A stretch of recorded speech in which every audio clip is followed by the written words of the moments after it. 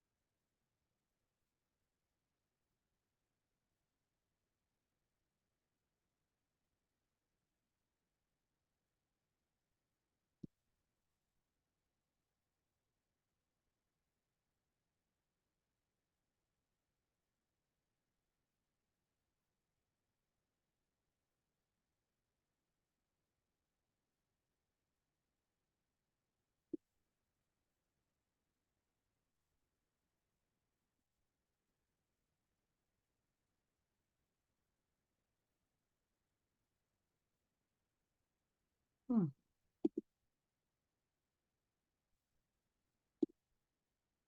Sorry, I'm inviting people. Why?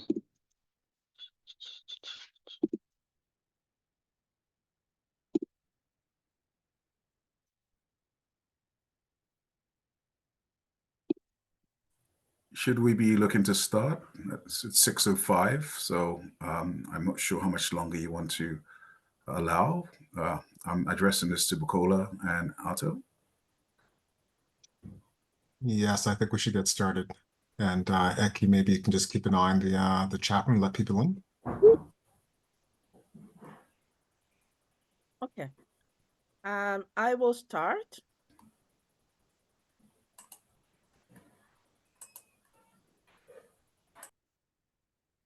So welcome everyone. Slideshow.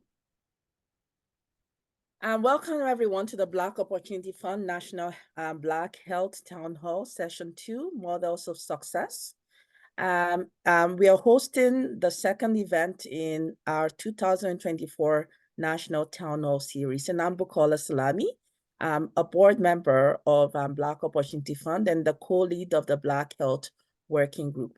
I'll now pass it to Mr. Ray Williams, who will give an opening. Thank you so much, Bukola, and good evening to everyone. In fashion, we will start with a land acknowledgement, one that incorporates acknowledgement to our African ancestors as well. So I'd like to start by honoring the land that we're on, which has been the site of human activity since time immemorial. I join you today from the town of Oakville, which is located on the treaty lands and territory of the Mississaugas of the Credit. These treaties and other covenants were agreements to peaceably share and care for the land and its resources. We're mindful of broken covenants and the breach of trust rooted in the acquisition of the land noted within these treaties, which has resulted in ongoing systematic injustices that impact First Nations peoples until today. We're all treaty people. Many of us have come here as settlers and immigrants in this generation or generations past. I would thus like to acknowledge those of African descent who came here forcibly, particularly as a result of the transatlantic slave trade. And I acknowledge the shared history of our two peoples, of bondage on these lands and the resulting generational trauma. Therefore, I also honor and pay tribute to the ancestors of African origin and descent. So thank you for that. So as you've heard, I'm Ray Williams. I am a co-founder and chair of Black Opportunity Fund. And I felt it would be important to provide maybe a brief background about Black Opportunity Fund, about the genesis. And so our origin story is that we were already in conversation as far back as 2019 as a group on identifying what we saw as challenges within our communities that we felt we could address as individuals or certainly as a group. And, you know, rather than trying to wait for any savior, whether it be government or policy, to address issues we found in our community, a number of us got together. And so we were discussing education, you know, financial literacy, STEM. We were talking about intergenerational wealth and finance. We were talking about health issues and health outcomes from our community, arts and culture, justice, just to name a few. But this was a time leading into a mixture of COVID and what happened with George Floyd. And that had us sort of coming together in that moment.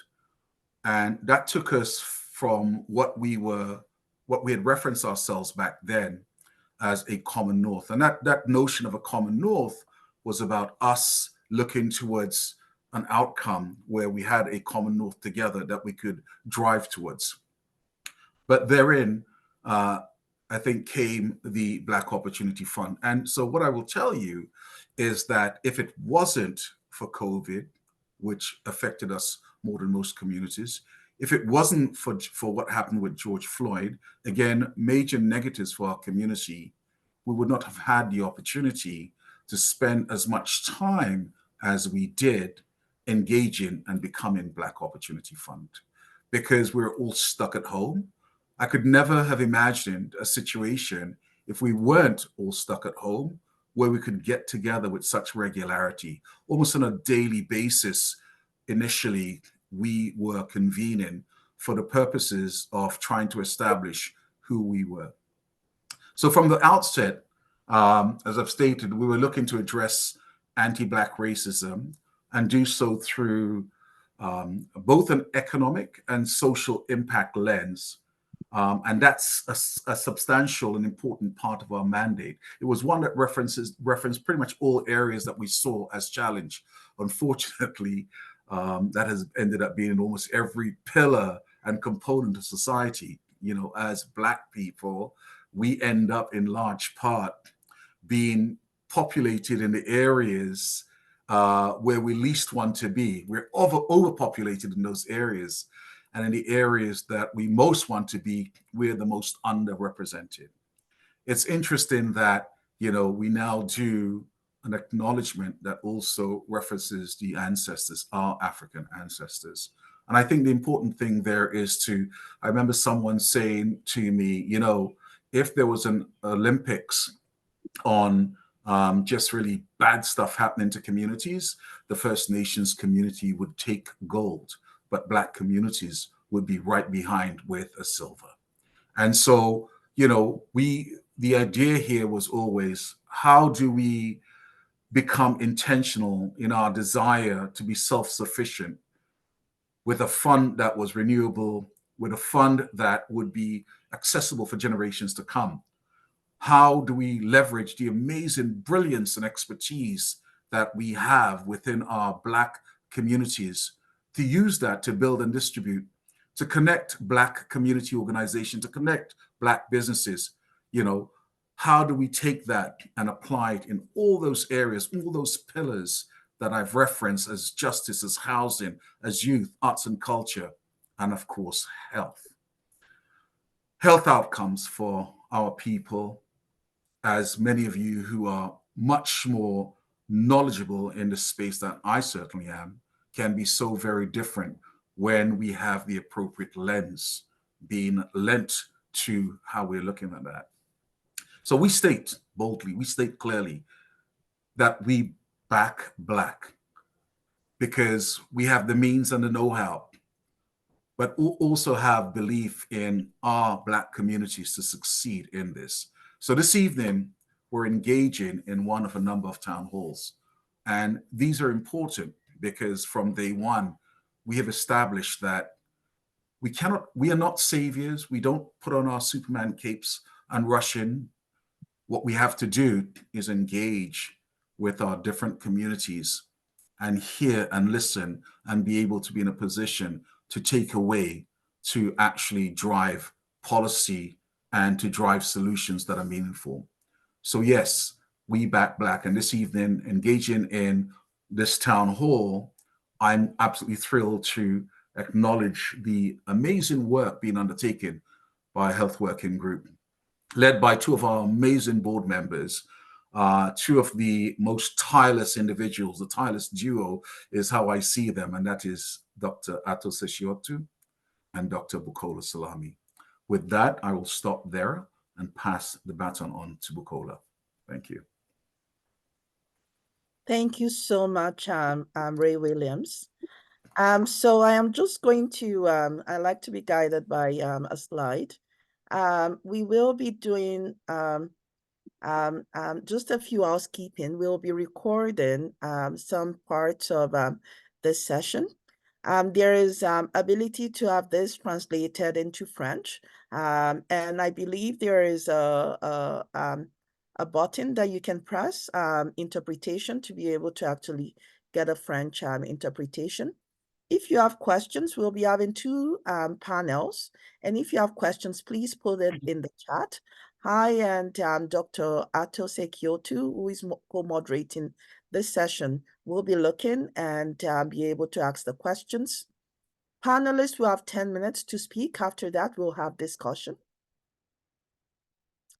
So the purpose of this session is to bring to light the current roles and activities of Black Health Organization in addressing Black people's health, to address the challenges faced by Black Health Organization, and to discuss strategies for positioning Black Health Organization to further address Black people's health.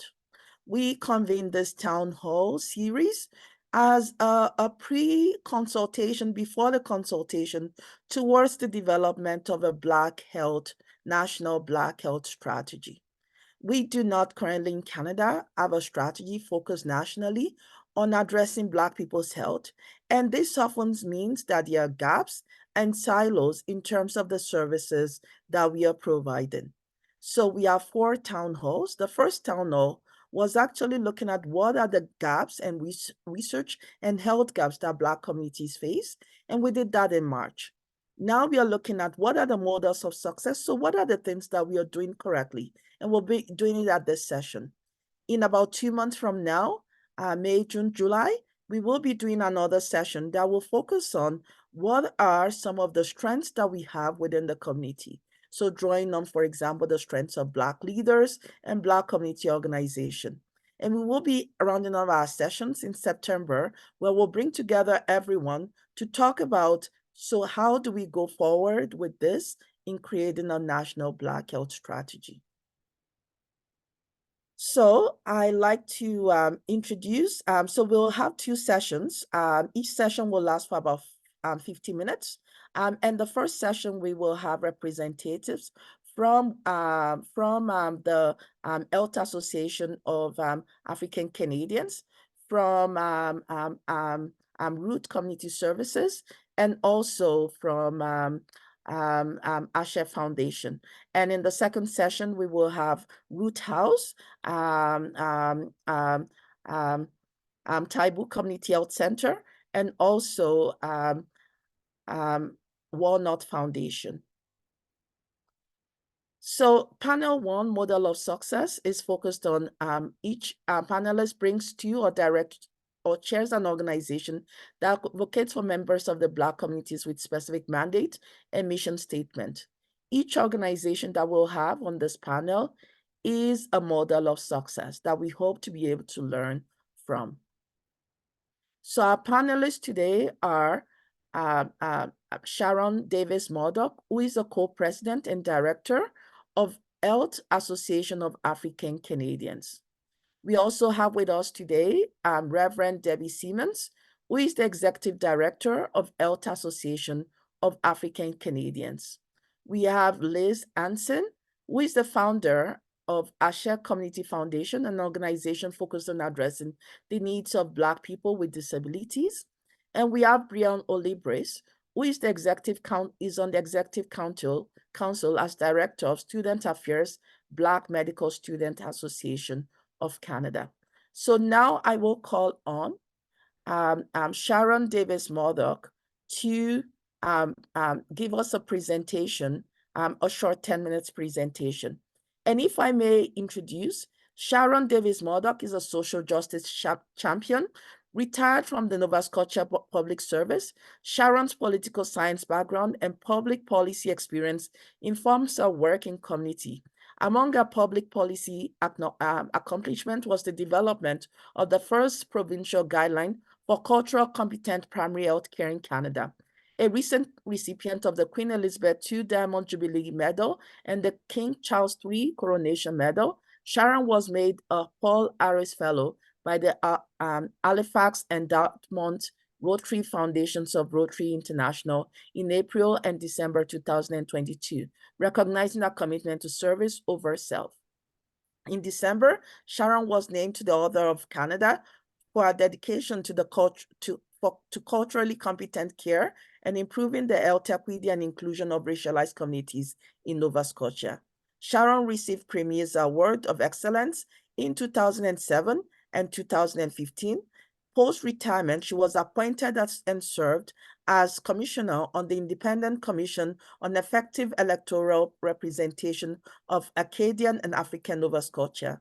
In 2008, Sharon received the Inspiration Award from Dalhousie School of Public Administration, awarded to public servants who have demonstrated a superior dedication and commitment to mentoring, coaching, and inspiring students and public servants over the course of their career. Sharon works at the community level and is founding member and the current co-president of the Health Association of African Canadians. Additional to this role, she now serves as co-manager to the Association of Black Social Workers and Health Association of African Canadians, Black Health and Wellness Initiatives. She's also an advisor to Halifax Immigrant Partnership and secretary of the Dartmouth General Hospital Foundation Board. Joining Sharon today from the Health Association of African Nova Scotia is Reverend Debbie Ross Simmons, who lives in East Preston and has been married to her soulmate, Hank Simmons, for 38 years. Together, they have children, and they have 3 children and 5 grandchildren. Debbie has faithfully served the East Preston United Baptist Church and our community in a variety of ways. She graduated from the Nova Scotia Institute of Technology in 1985 with a diploma in food service technology, and worked for the Nova Scotia Health Authority for close to 40 years before retiring in 2017. She graduated from Acadia Divinity College in October 2020 and was called by the EPUBC to serve as Minister of Evangelism, Outreach, and Multimedia. She was ordained on November 7, 2021, becoming a member of the Canadian Baptist of Atlantic Canada. Reverend Simmons is currently the African United Baptist Association Evangelical Outreach Chair, co-president of the Health Association of African Canadian, and member at large for Atlantic Baptist Women. Thank you. So now I will pass it on to Reverend Simmons and Sharon Davis Murdoch. So I'm going to start. I'll do the first few slides, and then Sharon will jump in on the remaining slides. So first of all, Sharon and I would like to thank you for inviting us to be part of this panel as co-presidents of the Health Association of African Canadians. In the words of the African proverb, if you want to go fast, go alone. If you want to go far, go together. That very much describes HAWK. We work collectively at HAWK, and one of the things we believe is there should be nothing about us without us. I'm going to say that again. There should be nothing about us without us. This evening, Sharon and I, as I've said, will be sharing the screen. We will be going back and forth and chatting a little bit and jumping in at any point. Could you move on to the next slide, please? So we can be what we've been waiting for. Our health is our wealth at HAWK. We work to improve our collective health outcomes as Black people. We understand that our people are not a monolith and serve all our people. We serve those who are descendants of ancestors who have been here for 400 years. We serve the newcomers, and we serve the newer comers. We understand that different communities have different experiences, and we do not use a one-size-fits-all approach. There should be nothing about us without us, as I mentioned. We represent over 120 members with multiple intersections of identities, backgrounds, and faiths. As a reverend, my leadership is intimately linked to my faith, but I also serve people of all faiths or no faith. HAWK is inclusive, and we strive to be a safe place for all our members. Next slide, please. So in this slide, we speak about the anti-Black systemic racism and the broad health response that we are taking. So the first one is to recognize the impact of history, that anti-Black racism and enslavement and segregation, and how history has been an impact on those things. Number two, to address the microaggressions and inequities, the discrimination or lack of representation, combined social or structural determinants of health.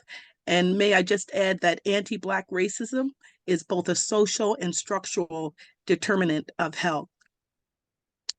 Point three, we want to participate in the Nova Scotia and Canadian health system. We want to remain engaged and stay vigilant, to take space and make space, and we have been doing that.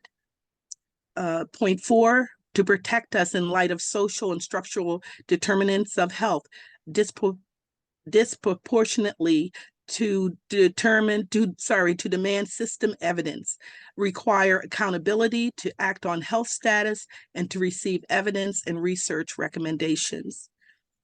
Point five, to demonstrate systemic cultural competence with specific approaches. And finally, to take action.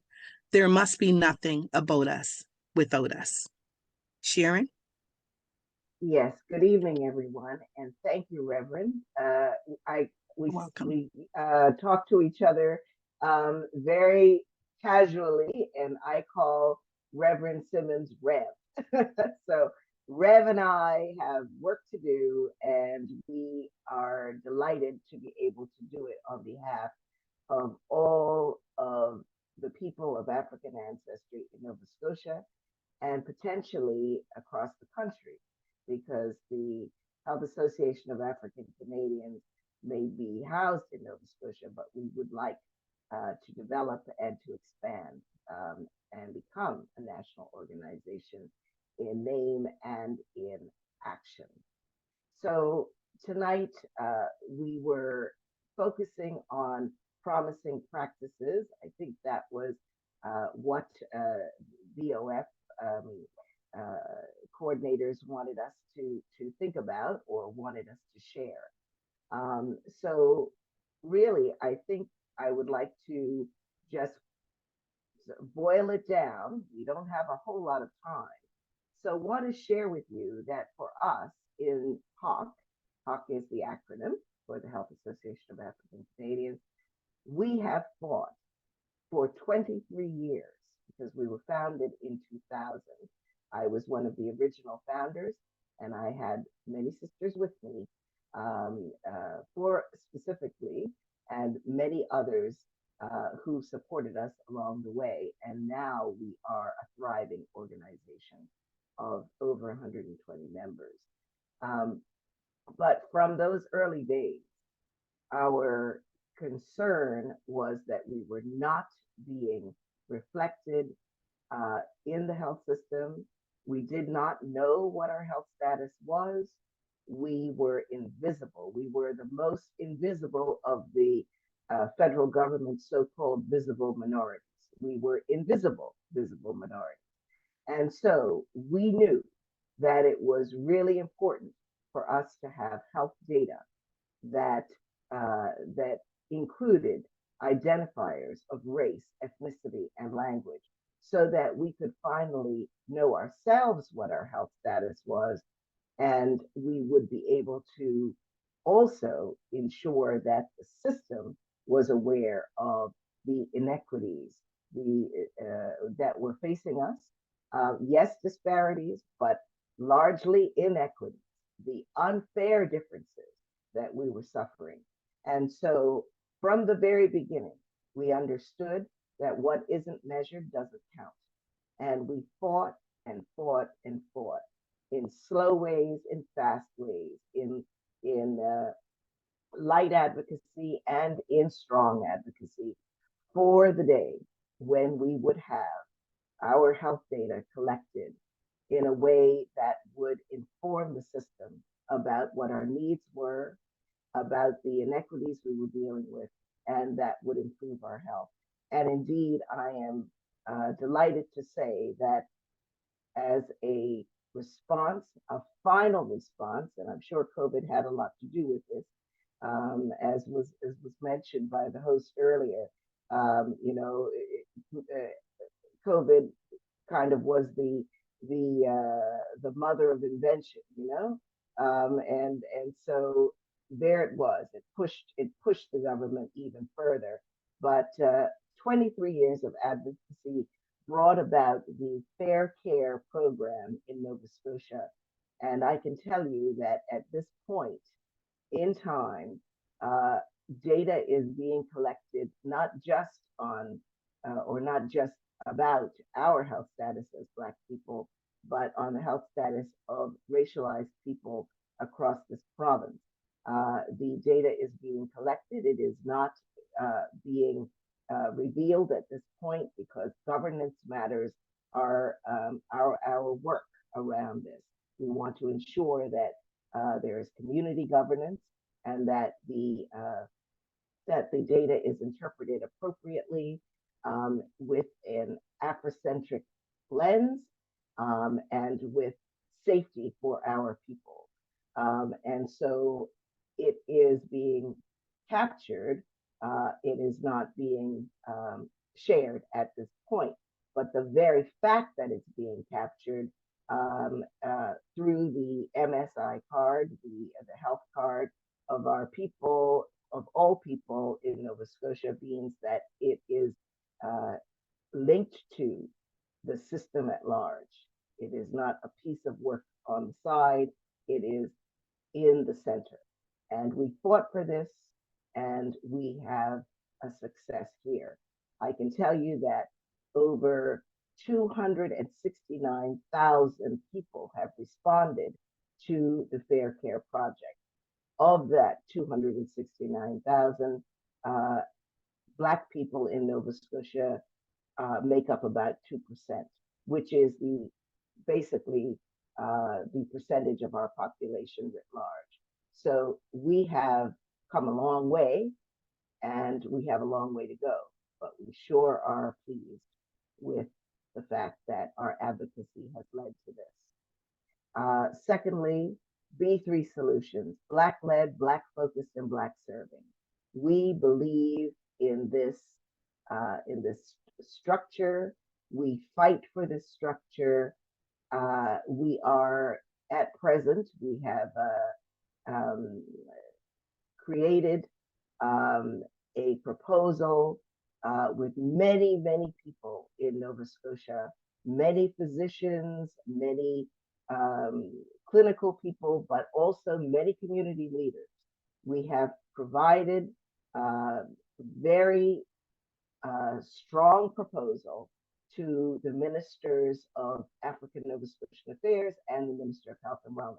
We have been in those boardrooms within the last month, and we have put forward a proposal that is supported by organizations across this province, including Doctors Nova Scotia, including the municipal leader, including people from Nova Scotia Health, whether it's mental health, whether it's family practice organizations, and indeed the Dean of Medicine is one of our supporters and has supported us in writing.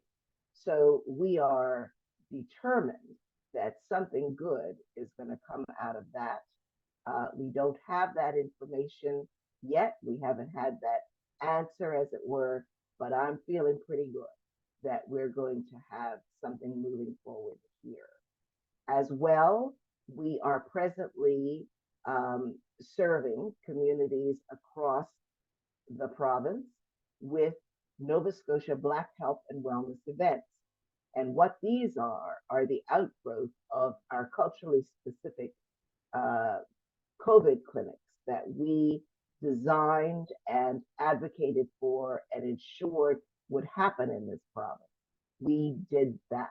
And now we have expanded those culturally specific immunization clinics to wellness events where people can have clinical services right there in that forum, whether it's blood pressure checks, whether it's blood sugar checks, whether it's information about dementia, whether it's information about cancers, whether it's information about programs.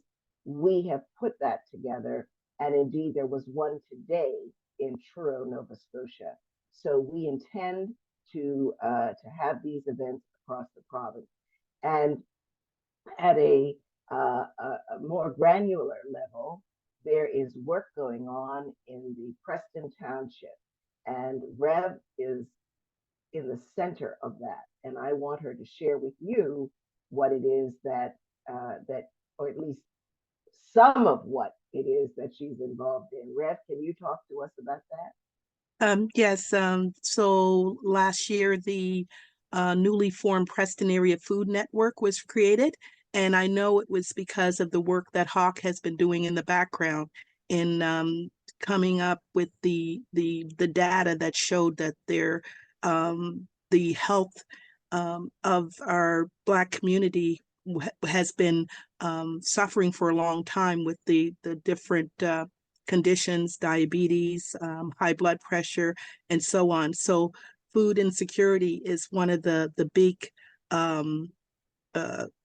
pieces that have come out of that. And so the data showed that the Black community was not receiving the nutrition that they were supposed to receive or should be receiving because of not having the funds to afford fresh vegetables or fruit and that kind of thing. So the Preston Area Food Network is a network where we can bring in greens and introduce the community to healthier choices through the form of food banks. So we place them in the 3 communities in the Preston Township, and it's community run, so it's run by the volunteers, and I can honestly say it's done with dignity and respect based on the different communities, and it has been a huge success and growing. So yeah, I can speak to that has really been a benefit to our community and continues to strive and grow and people are taking advantage of it and learning new ways and healthier ways how to have a healthier diet. So yeah. And Rev, you also are part of the healing circles for Yes. Mhm. Yes. So with the healing circles, the community mobilization team often we come together after there's a disaster or tragic death in the community because we're all interconnected and families are touched by the tragic death of an individual for personal reasons. We feel that we need to come together quickly. And so next Thursday, we're going to actually have one at one of the community centers where we all come together, and other disciplines, social workers and health professionals that look like us, where people can come and freely share. So they're health circles, and it deals with grief. It deals with loss. We deal with just hearing and listening to people and being a support to them. And of course, we have refreshments there for them as well. So it's a place where people can go and feel loved and feel cared for. And it does help, because we find that when you're in a community like that, when one hurts, we all hurt. So as soon as we can come together and grieve with each other, love one another, and the like, then it doesn't make it go away, but it makes things a lot easier. Mm-hmm. Mm-hmm. Thank you, Rev. And I'm being asked to increase my volume. I'm not sure how to do that, so I'll just talk louder. I wanted to also talk about another promising practice for us, or a few more, and I know we're losing time here, but we want to attain sustained funding, and that is a promising practice for our people wherever we are in this country. We need to advocate for sustained funding, not grants that can die from one year to the next, that increase the expectations of people only to have them let down. I think that's as clear as I can be about the need for that. We need to succession plan. We need to prepare for our next leaders intentionally. And we are trying to do that in HOC. We have, from one year to the next, had co-presidents who have served and served and served. And it's time that we prepare the next wave. We have directors who have served for many years, and they are happy to step away, but to still be connected to our HOC family. Emergency planning is very important because, as you know, we are disproportionately affected by climate change, by natural disasters, by the pandemic, as you all will remember. And so we need to prepare. In fact, the fires are upon us already this year, and that is tragic for all Canadians. But Black people are even more at risk in the communities that we live in, and funnily enough, even in trying to manage things in Canada, we are creating pollution for our African American brothers and sisters, because the pollution is, from the fires of last year, were affecting their health. So it is necessary for us to think ahead and to have preparations in place. Next slide, please.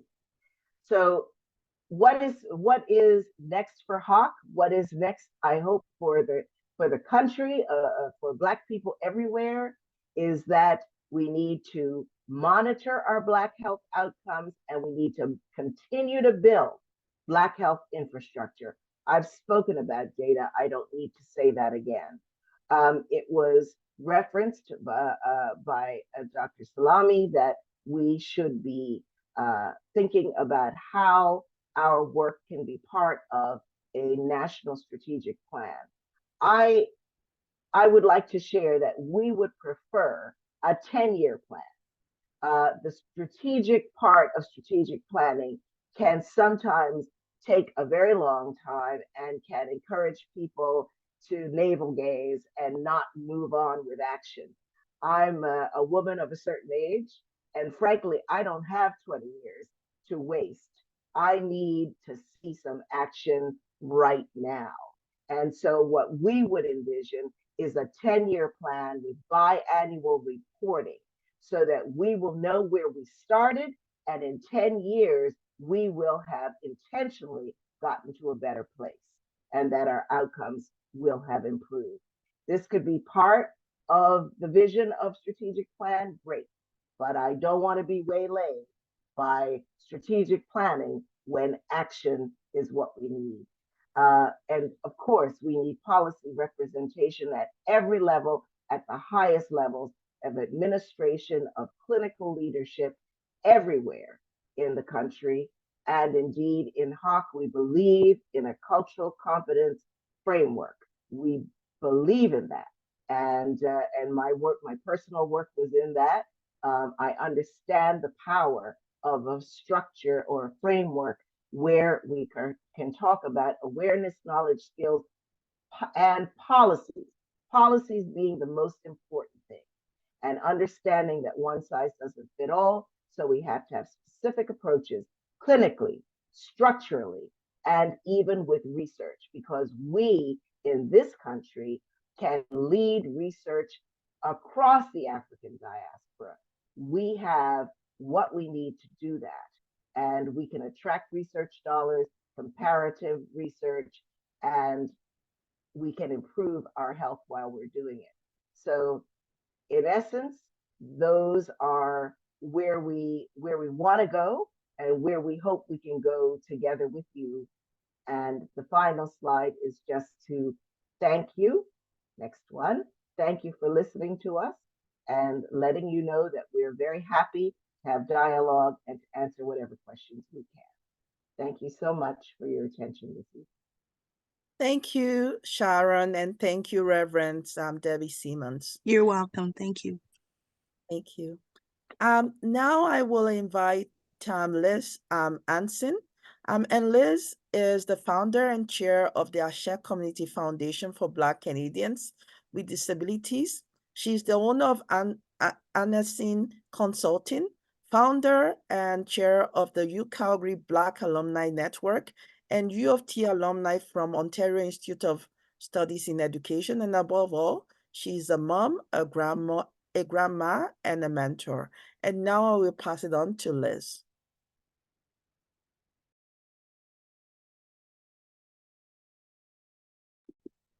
I was muted. Hello, everyone. Thank you. It's hard to follow my elder, the reverend, everyone doing that fabulous work off the legacy of others who have left the work for us to continue. And that's all we can ask to do. So I'm here talking about Black health and what that looks like as a Black woman with disabilities, and what that looks like from the Ashe Community Foundation for Black Canadians with disabilities. So when we say Black health, it's change with us, not for us. So one of the major things that persons with disabilities get caught in is being things done for them, about them, around them, without them being in any of the conversations. So I have to thank Bacola for including me here. I really do appreciate your commitment to the work that we do. So I'm going to talk about the intersectional experiences of Black, disabled, and gendered. And there will be, believe it or not, some stories or uncomfortable truths that even in the Black community, I'm going to say. I'm going to talk about ableism too. So I mean, following the lovely ladies, I always start with this, a collage of Black disabled women. I don't use the word resilience because it means if you're not doing well, then you are the problem. You don't have it to do it. really, I want everybody to acknowledge that we've had disability throughout our communities, and that disability, ableism, sexism, racism, anti-Black racism, slavery, all of it, all stem from that colonial concept of them staying in control. So when you look here, and I hope people can identify some of these people. I only have 10 minutes, but I can always go back and answer. My favorite that shaped the way I thought at the University of Calgary is Audre Lorde. We see Soldier Truth. We see Nanny, if you're a Jamaican, Queen Nanny. We see Harriet Tubman. In the middle there, you also see myself and my mother. Why do I put this here? Because I want to tell you that we exist. We've always existed, and we've been a part of the struggle. We want to be a part of the dialogue as we continue to do this work. Our disability is not a deficit, and I don't come from a deficit. I come from resistance. This is who we are in a nutshell. We're rooted in the For Us By Us principle. We center our voices, lived experiences, and boundless talents to manifest change. Our priority areas are, we have a Black Accessibility Knowledge Hub, and I'm not going to talk about it today, but there's a free online service that we keep anything at the intersection of Black and disability in a research catalog. We have overall disability resources we're building right now, and we also have services that are at the intersection of race and disability. We do a lot of intersectional research and policy. We're currently working on a Black youth neurodiverse research project led by Black neurodiverse peer researchers, anywhere from high school to working, university. And that's in Hamilton Halton. We working with the Birth Lab now at the Simon Fraser for 3 years now. We're into the writing section of looking at the intersectionality of experiences of birthing. We've also working on a paper with Dr. Hilary Brown at the University of Toronto on the experiences of disabled women and gender diverse people with disabilities. And Ashay wrote and cared for a separate part of it, which is about the Black community. And there's a lot of other things that we're up to. So if you're interested in collaborating, and our goal is to influence policy, which we'll talk about later, we will be starting a Black National Coalition as part of our advocacy work. And so we're going to be touching people's shoulders and see if you'd like to lead, or if you'd like to support it or be a member or know people that could. There is honorariums for everybody that participates. We have the Real Knowledge Series and events, which is basically the sharing of knowledge. And we have a Black Youth Coalition, Disabled Youth again, and a Kandake project, which is mentoring Black girls and women, youth, and gender diverse people who have disabilities. That's a quick nutshell. So I want to talk about the lived experiences and our health experience. That's why I said I was following those that have been working in this world a long time. But I just want to talk about a few of the stats. Black disabled sole support mothers have the highest rate of poverty in this country right now. We have the highest, if not the highest, unemployment and underemployment in Canada. It's Black disabled people. Black disabled people have high incarceration rates and experience police violence. The majority of the deaths by the hands of the police have been Black and Indigenous people with disabilities. Change is critical to our overall well-being and future health. We have comorbidity of our diagnosis of our symptoms. So it's never one experience. It's not, I have anxiety. It's, I have anxiety, I have OCD, I have lupus, I have diabetes. In our world, and any of doctors here and people in the health world know, we don't experience usually just one disability. And so our health is unfortunately the experiences of anti-Black racism, gender-based violence, and ableism all at the same time. And I think people will know who that picture is of Dr. Sims, the what do they call him? The father of gynecology. He used enslaved women. This was his favorite one to practice and to get his techniques right. Never used anesthetic or anything on these women. That's the ancestors that I'm coming from.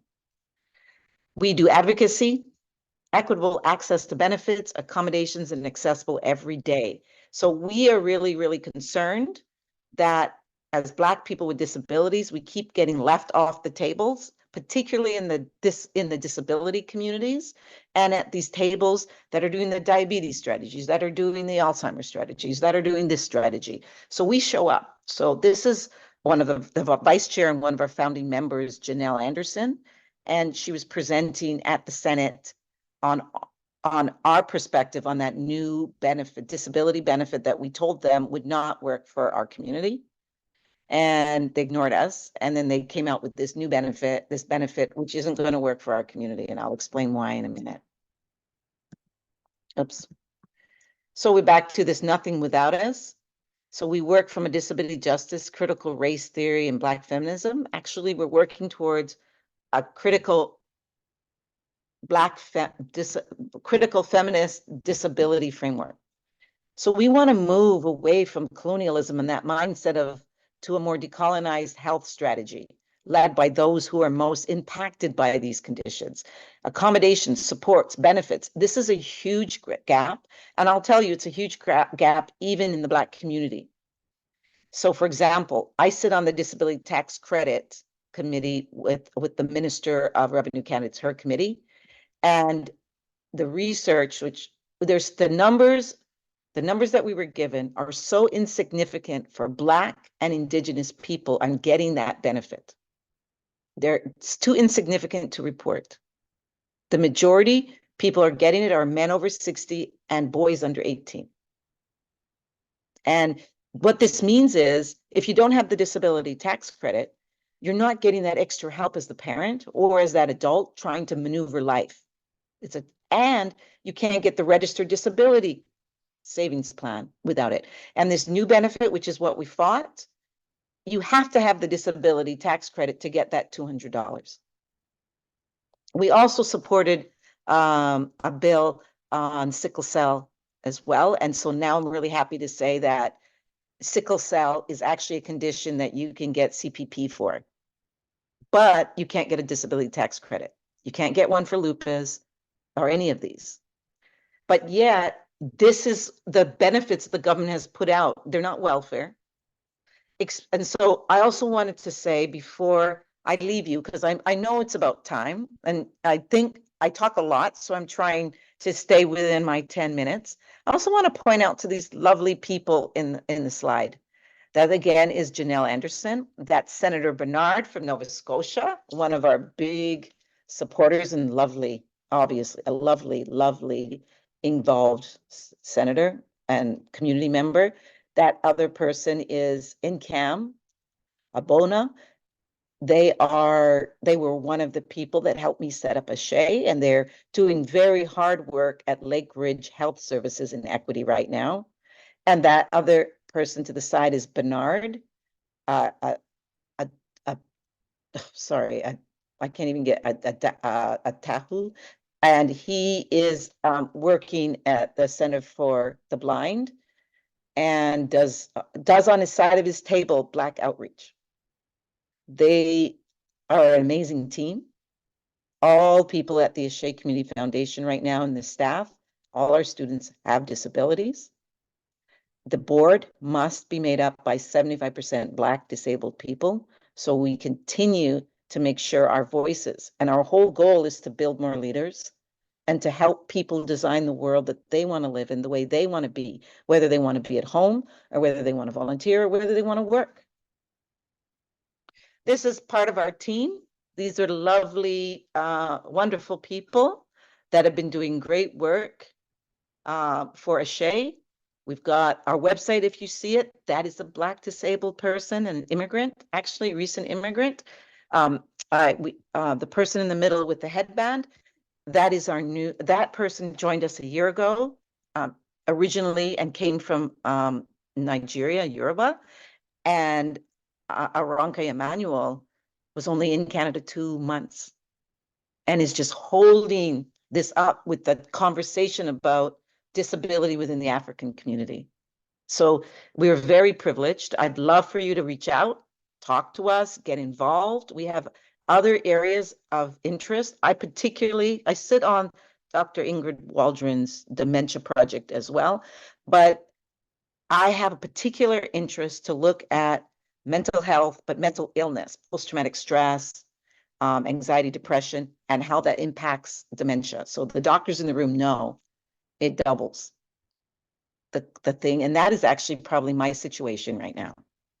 So I do have a sense of urgency. And so I thank you again for having me here, and I look forward to the other presentations. Thank you very much, Liz, for the wonderful presentation and for highlighting the need to address the needs of persons with disabilities. As you said, and as was also stated by Sharon and Reverend Debbie, the need for nothing without us, nothing about us without us. Now we will have our next presenter is sorry, I'm just opening this, Brian Olibris. And Brian is the outgoing Director of Student Affairs for the Black Medical Student Association of Canada.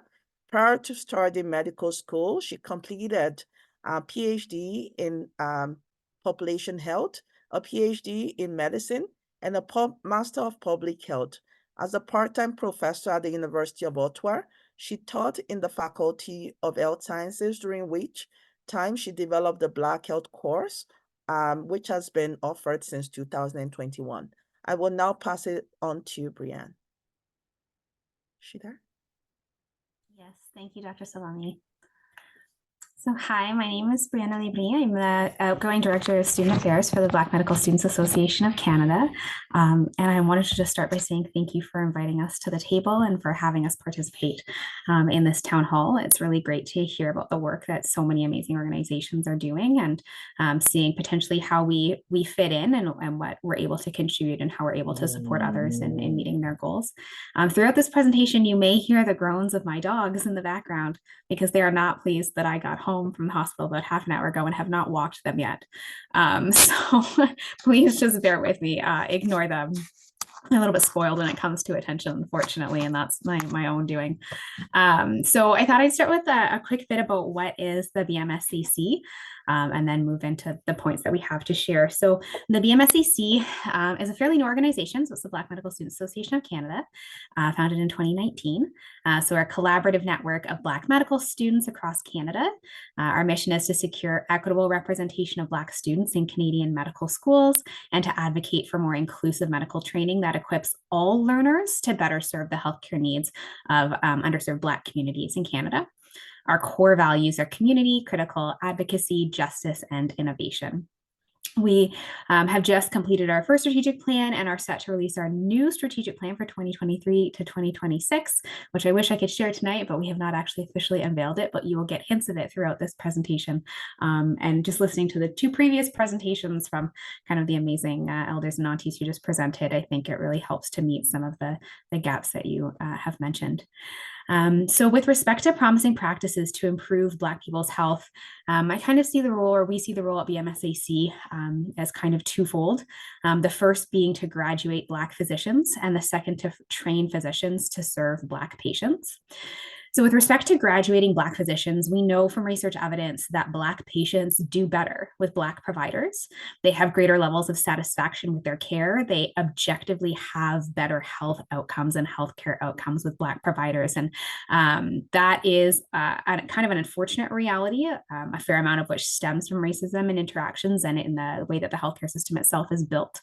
But it's something that's important to recognize when it is that we are kind of designing the future of healthcare. We're at quite a crisis point in healthcare in terms of both our healthcare systems and healthcare personnel. And so these are important considerations moving forward. Where BMSAC fits in, kind of 5 areas that we address. The first is to increase the number of Black applicants to Canadian medical schools. So a lot of our local BMSAs, so at each of the 16 out of 17 Canadian medical schools have a local Black Medical Students Association chapter, and they do some really wonderful work, outreach work with high school students and undergraduate students to try to put medicine out there as an option.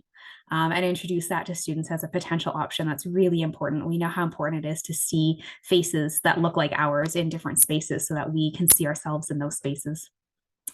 The second is increasing the number of Black students accepted to medical schools. And this has really been a strong area of focus to us over the past few years. We do this in 2 particular ways. The first has been our mock MMI program. So effectively 3 times a year, we run a mock MMI program for students. We do one in the fall sometime, one in about February, and then one again in the spring, just to work with the different application and admissions deadlines at the Canadian medical schools. We do these in English and French, and they are open to Black students across the country, as well as on a backup list, other students from racialized or underprivileged backgrounds.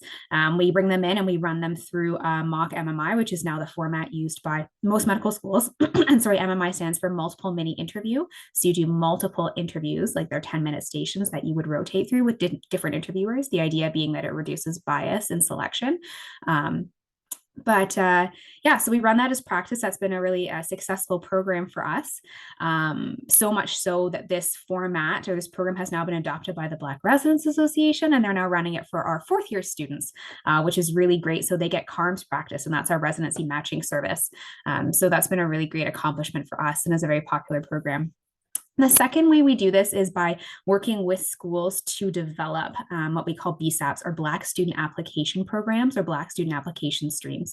And so Toronto is possibly like the most well-known example of a Black student application stream. And so this is essentially a parallel admissions process whereby Black students apply to the general pool, but are guaranteed to have their applications reviewed by the Black community and people who are able to actually look at their CVs and their life experiences and understand why their CVs and life experiences look the way they do based off of kind of, their type of experiences that the Black Canadian population has historically or currently has in this country. So that's been really important in increasing the number of Black medical students in schools. This year alone, I believe Dal, Calgary, Sherbrooke have all had like record-breaking numbers of classes, so well over 20 students accepted at these schools. So it's really exciting for us to see each. This year, our student population for 2023-2024 was about 417 Black medical students across the country. So that's very exciting for us. The third way we do this is in improving student wellness to support completion. So once students are in medical education, which for those people in medicine know can be a very toxic environment, it's really important to ensure that the supports are there for students to succeed. And this is linking them to mentorship programs, which are really fortunate. We have some organizations like the Black Physicians Association of Ontario who run a formal mentorship program, Black Physicians of Canada, and just linking to resources within schools, or for smaller schools where they don't necessarily have the Black faculty to support that, linking them to people at other faculties.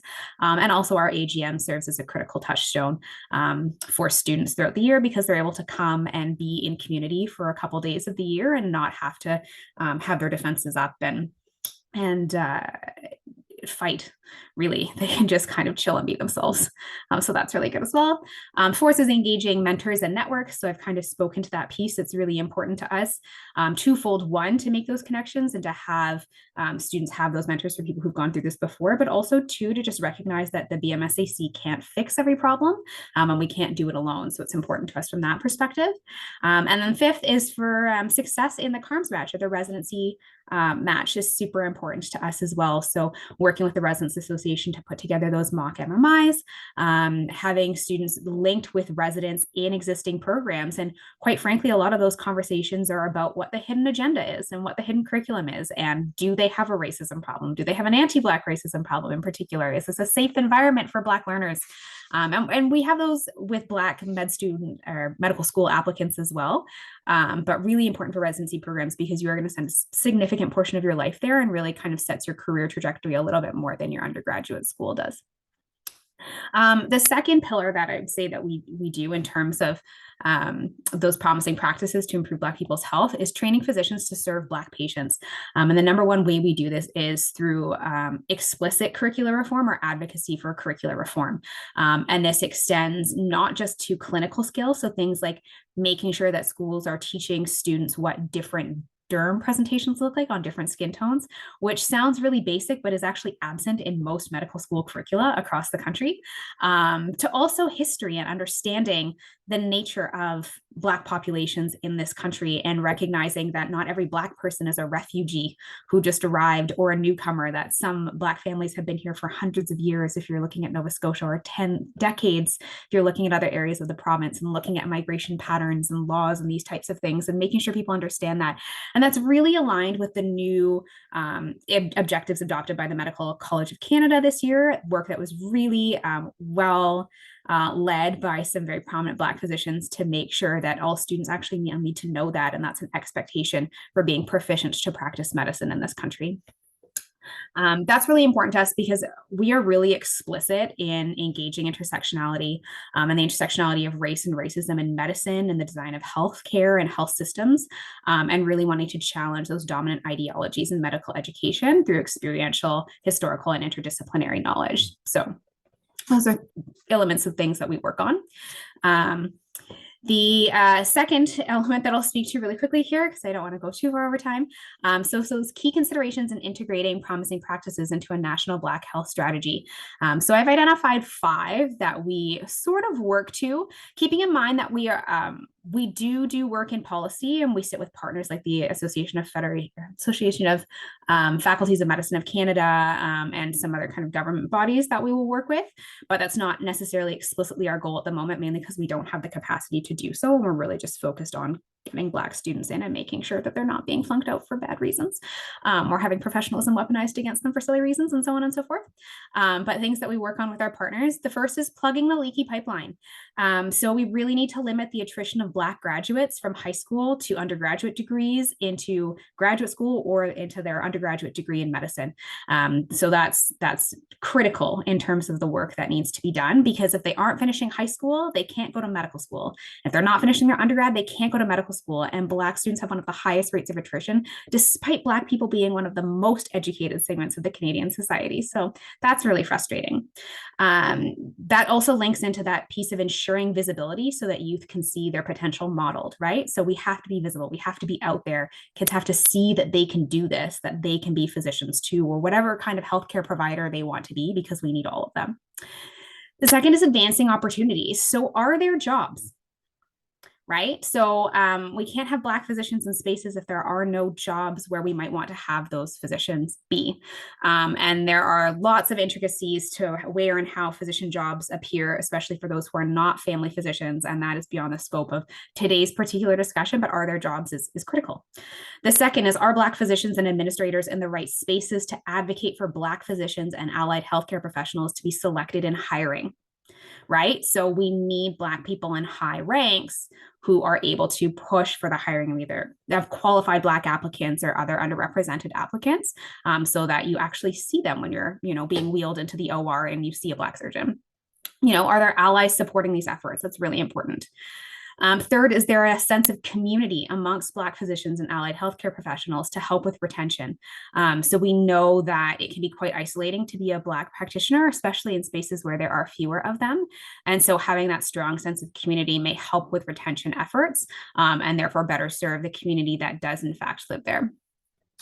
The third is data-driven efforts. So, my elders here have already spoken to this a couple times tonight, so I'll be brief, but we need an intentional partnership with scientists and researchers to develop Canadian-based data that supports the need for a focus on Black health outcomes by all providers and Black physicians. So data does exist in other jurisdictions, primarily from the US, but is lacking here. And unfortunately, sometimes in policymaking, we get into this like, oh, the data is not Canadian, therefore it doesn't apply. So, the evidence does need to go be on a focus on newcomer and refugee populations as well. There's a fair amount of that, and just considering the history of Black people on this land. The fourth is protecting space for anti-Black racism countermeasures. So there's quite an attack on EDI and all things EDI at the moment. And quite frankly, always an attack on explicitly addressing anti-Black racism. So we really need to be mindful and intentional of protecting space to have those discussions about what anti-Black racism looks like in health and healthcare, and being open to explicitly addressing those and not letting it kind of fall under a umbrella term of just like equity and diversity work and putting in place strategies that don't necessarily meet the needs of our specific populations. Lastly, is patient empowerment. So patient empowerment really looks like health literacy and self-advocacy. And so really making sure that members of the Black community have the know-how to find resources and have information at their fingertips when they walk into spaces, how to speak up for themselves, know their rights in a Canadian healthcare system, know they can ask for a second opinion, all of these types of things that just make it a little bit harder for healthcare professionals to dismiss them, and for them to not get the care that they need and to recognize when the care that they're receiving is substandard. So that would be kind of where we're coming from, what we're working towards, what we hope to see in the system as we graduate more phenomenal Black physicians. I'm very honored to be surrounded by fantastic individuals, and I can say that I may be biased, but I think the future of medicine, at least for Black physicians, is looking quite bright. And so we look forward to helping you all be as healthy as possible. Thanks. Thank you, Brianne, for the wonderful presentation and the ideas that you have provided. We have a few comments in the chat, and many of those comments relate to how we are addressing food insecurity. And we also have another comment that applauds the fact that we are also talking about people with disabilities within this discussion platform. Now, I am very cognizant that we have short of time for the next panel. So what I would suggest that we do is the one comment that we have about food security, if we can address that comment at the end, where Dr. Ato Sekiotu opens it up to all panel members. So now I will turn it to Dr. Ato Sekiotu, who is an orthopedic surgeon and also a board member of Black Opportunity Fund and the co-lead of the Health Working Group of Black Opportunity Fund to moderate the next panel. And the one question we have about food insecurity, Ato will cover that at the very end. So over to you, Ato. Thank you, Dr. Islami. And so I am mindful of time, so I'm going to keep my time brief and certainly the introductions to the next panelist brief. But you've heard about a group of panelists that are part of organizations that are advocates. And so the next group of panelists belong to organizations that are more client-facing, and they are certainly models of success. And so just brief introduction. Angela Carter is the advisor of strategic initiatives and lead for the Black Health and Social Services Hub with Roots Community Center. It's a very exciting initiative that's just started in the Peel region. Dee Adekobe is the founder and executive director of Ruth House in Calgary. Anthony Henry is co-founder and president of the Walnut Foundation for prostate cancer. And finally, Phil Johnson is manager in community services and systems change of the Taibu Community Health Center in Malvern. So we're going to start with Angela Carter. The mic is yours.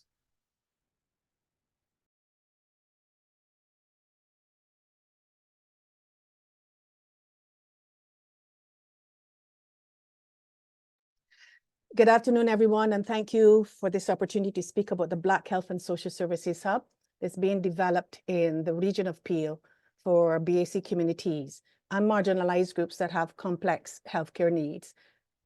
As you heard, I'm Angela Carter. I'm former executive of Roots Community Services, which provides programs and services for BAC communities in the regions of Peel and Halton and surrounding areas.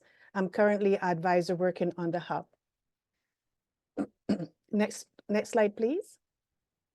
So I give you some background. We all know that the anti-Black racism and systemic discrimination towards Black, African, and Caribbean communities have led to decades of mistrust. And we've heard from the speakers before, and I'm sure we hear afterwards about this issue. It's led to limited and disparate access, barriers to prevention, poor service, costly and inefficient healthcare, among other things. And the COVID-19 pandemic brought these vast disparities to light, and system leaders could no longer ignore what we have been saying for decades. And I think it was Ray who started the session today to talk about that void that COVID opened up, and people were forced to look at and listen to what was happening. So Peel region was one of the hardest hit areas, given us the unenviable title of being the hotspot for COVID cases. But community agencies, members, and allies work closely together to turn around the situation by engaging with with our communities at all levels, finding those who were on the margins and ensuring that they had what they needed to be protected. We saw the need for an integrated health and social services hub for our community and took the opportunity to submit a proposal to the Ministry of Health in March 2023. And we were successful in being allocated $25 million over 3 years for its development and implementation. So next slide, thank you. So what is this? What is this hub? What are we envisioning? So currently there are no primary care services or mental health or any specialized services for our communities here in the region of Peel. And we realized that the social determinants of health, especially during the COVID, were really responsible for a lot of the health, the mental health and physical health that we saw. And we said that we needed this integrated service that can, a place where we can give our community members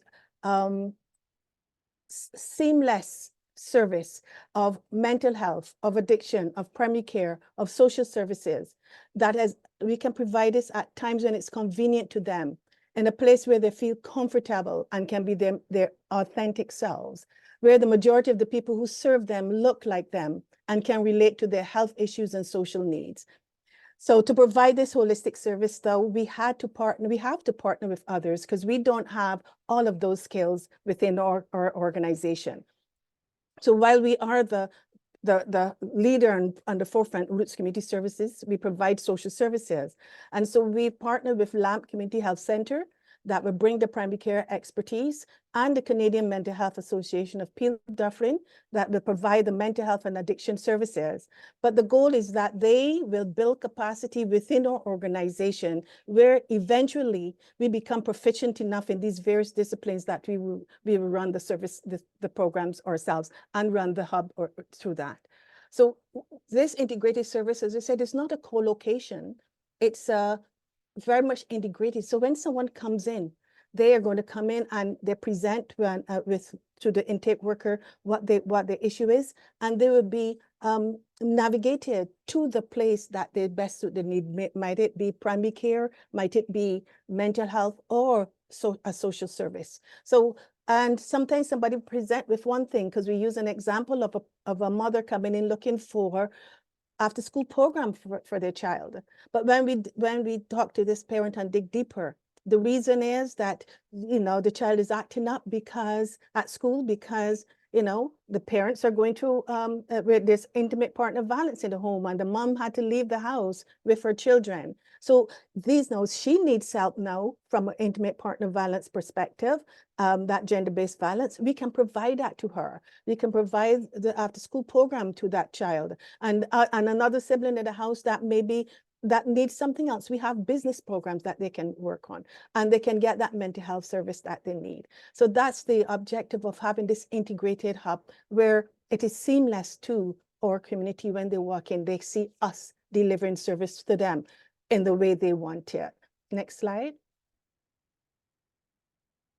And so what we did, though, when we were developing the proposal and our vision, we ensured we research what was out there, and we looked to see how we would fit with other initiatives, especially at the government level. There's a lot to talk about integrated services, but the integrated services is not what we envision, what we want for integrated service, right? So we made sure that we research what is there, talk to our colleagues, talk to others to ensure that we can, that we are not seen as conflicting with, but collaborating with and working on and enhancing what is out there or being proposed. So we were also inspired by the work being conducted by the Black Health Plan Working Group in Ontario.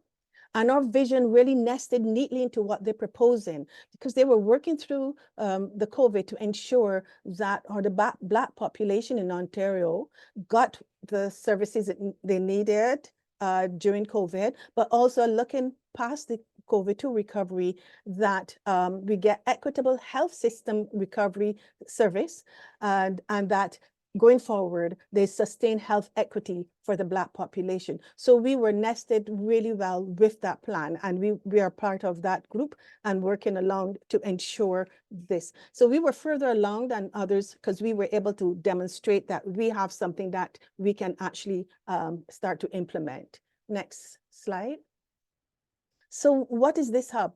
For our hub, our foundational principles are collaboration, not co-location, but it's fully collaboration and integration and navigation. So we are looking at these three principles to ensure that seamless provision of service to our clients.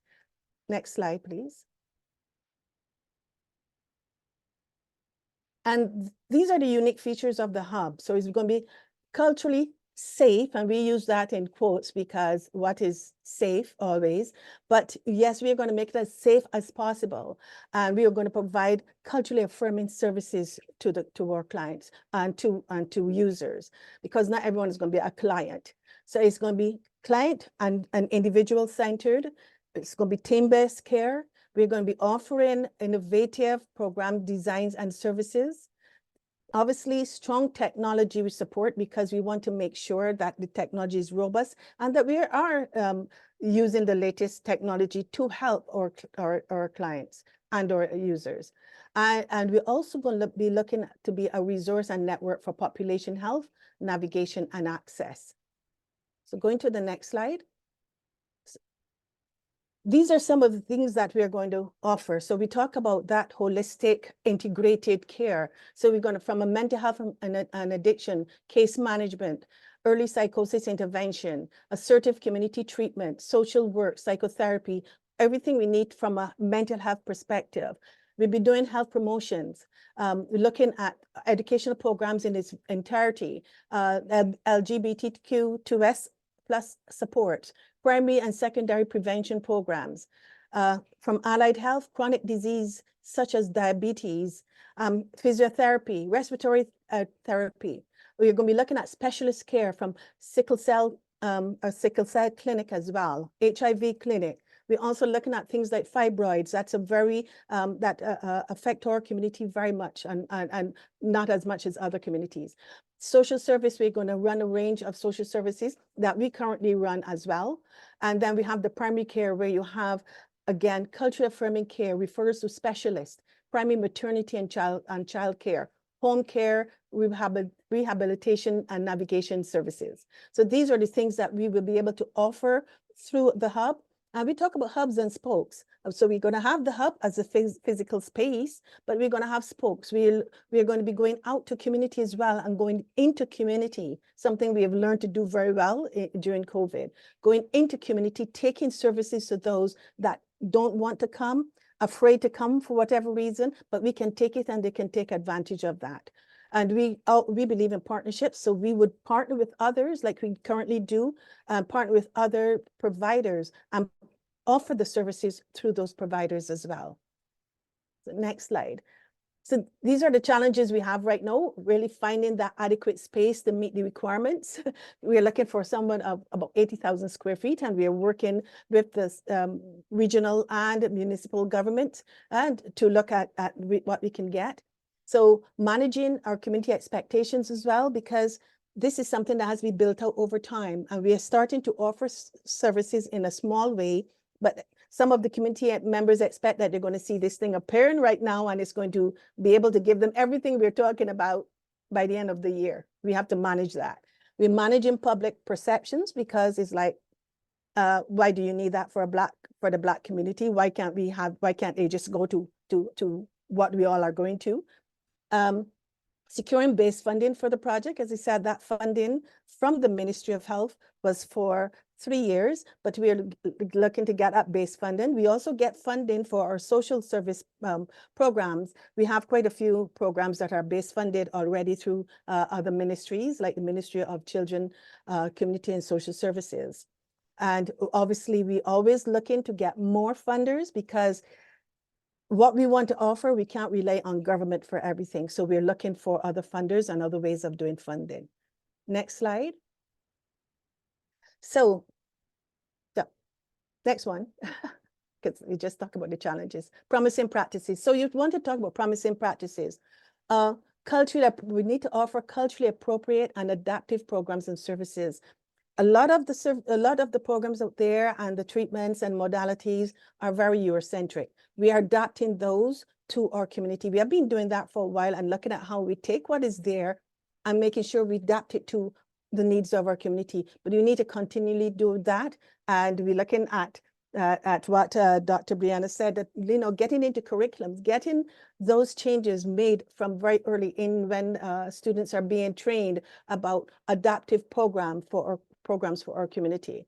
Focus on the whole person and families, as opposed to focusing on an issue or an ailment. Looking at the whole family, looking at the whole individual. So that, you know, that is what we do. We approach, we don't, in our intake, we do not have a long intake list. Yes, we have a long form that we need to get filled out and capture information, but we don't ask all of those questions as soon as we send someone or give them a clipboard and ask them to fill out all of these. No, we take what we need to get up front, yes, basic information, and we start having that dialogue. We start communicating with them, building that rapport.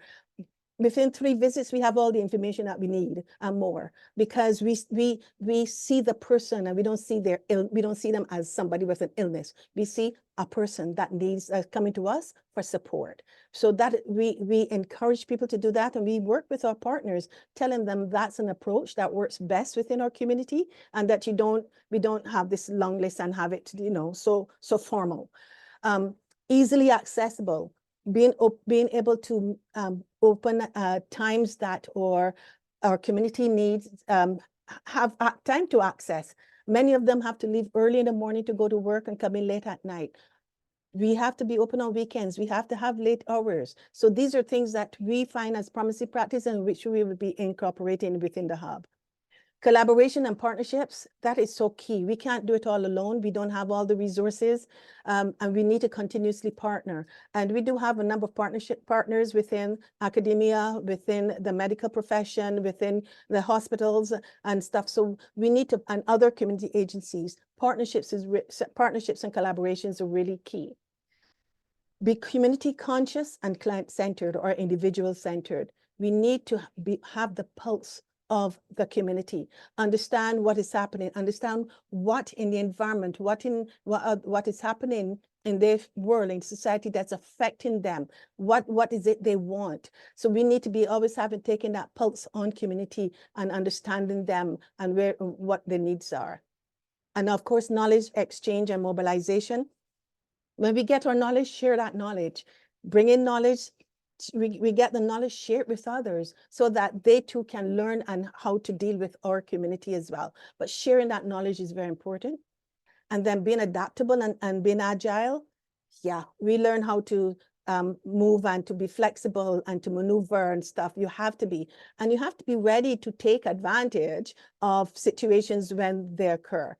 We took advantage of the COVID, and we looked that before COVID ended, before we went into recovery, I should say, we started thinking about, you know, what is going to happen to our people. We know that this thing is going to have this tentacles going to reach far into 5 years, 6 years, whatever. What is going to happen? We don't want to be left behind. So let us start thinking of what we can do now.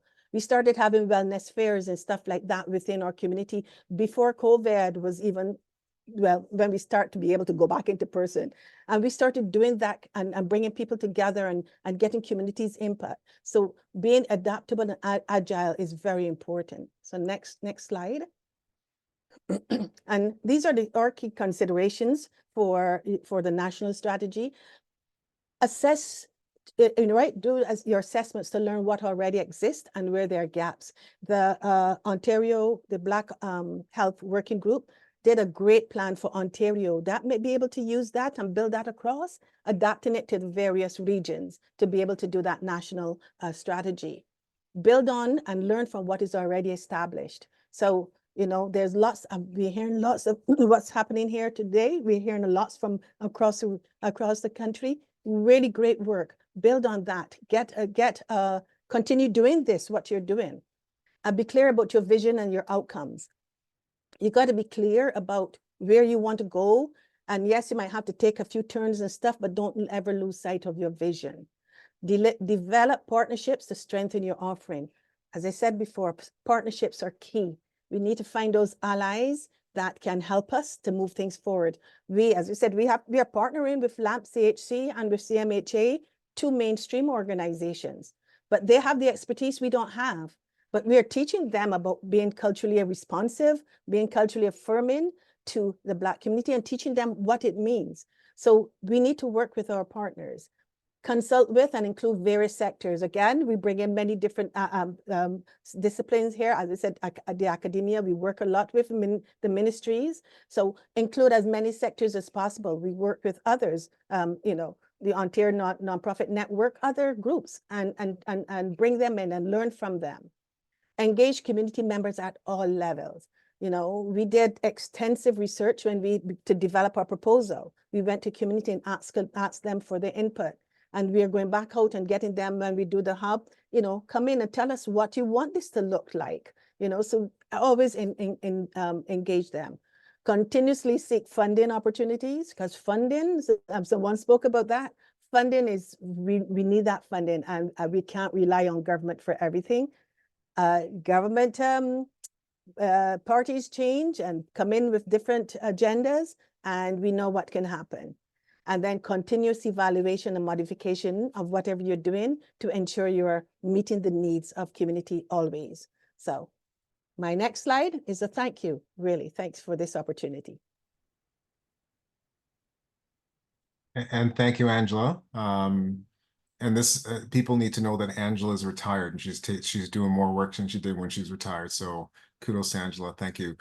So we're going to move on to Dia Adekobe, who is the founder and executive director of Ruth House in Calgary.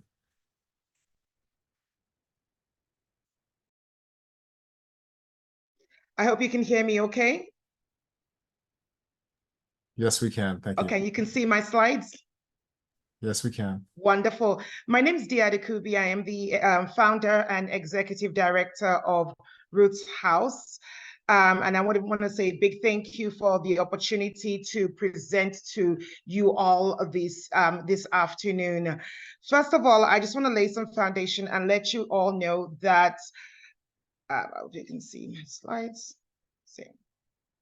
That the family is the bedrock of society, that nothing exists without the family. Everything is, everything that we do in life is built upon the family. But yet domestic violence is destroying the family.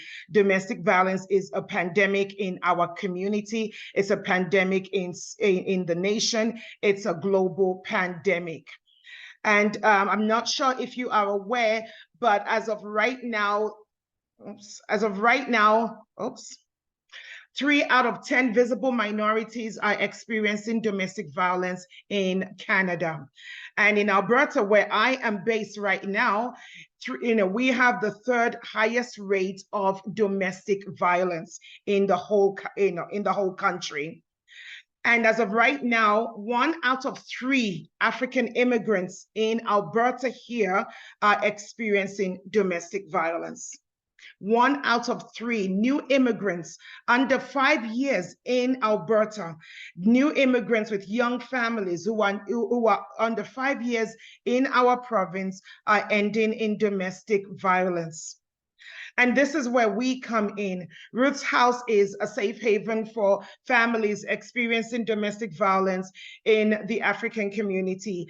I myself, I'm from Nigeria.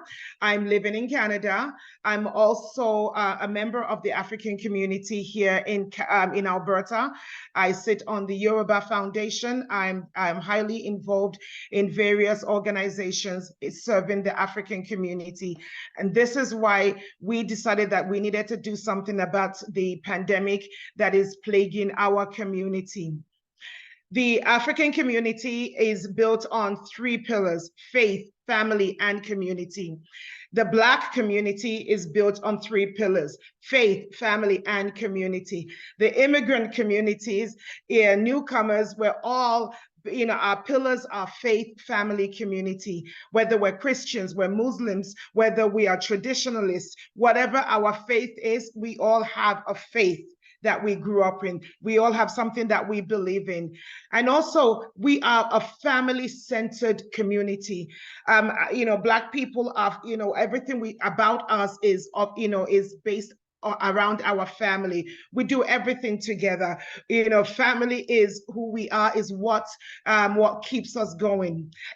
As well as community. Community is very critical to us as Black Black people, to the immigrants, to newcomers who are new in Canada. Having a community is also critical. And so Roots House exists to serve everyone, regardless of your gender, regardless of your faith, regardless of your sexual orientation, which part of Africa you're from. We are all of African descent, African heritage. So we serve anyone that is related to our community by blood, by adoption, by marriage, by choice. We are here to support all community groups and leaders, all faith communities, as well as the faith leaders. 2 services that we provide as an organization. The first one is the first domestic violence emergency shelter for Africans in the province of Alberta. We offer a 31-day emergency shelter to women and children who are fleeing domestic violence and need a safe and protected place to stay. We also offer a 90-day transitional shelter for women. And I am so excited to also say that we are building the first transitional emergency shelter for Black men who are also experiencing domestic violence, which is seldom talked about, but that's a topic for another day. And also we make sure that we provide cultural support and programs for residents to be able to heal and be restored in our home. And on the other side, we provide, family crisis support and resources to families who are going through a crisis in the community that don't need to come into a shelter. So we provide education and advocacy on behalf of our community. We provide preventative programs as well as restorative intervention programs. Again, that's something that is, that is new, that a lot of agencies are yet to grasp, to grab onto. But restorative intervention programs is something that Roots House, employs in the work that we do. We provide a legal support, children's family services intervention, working with Calgary Police Services and a number of other agencies. We have partnerships with over 50 agencies across Alberta to make sure that the Black family, the African family that are going through crisis have a safe place to stay and have access to advocacy, have access to resources and to support. I am very proud to be able to say that Roots House is the first African emergency shelter in Alberta for individuals and women with children who need a safe home away from home. When you come to Ruth's house, you come home. You come home to food that is from the Black community. You come home to people that look like you, people that talk like you. You come home, you open the pantry, and you see food that is very familiar, and you are able to access on-site caseworkers and support system. We have built a sisterhood in the home for any woman who has lost her home, lost her community, lost her family because of domestic violence.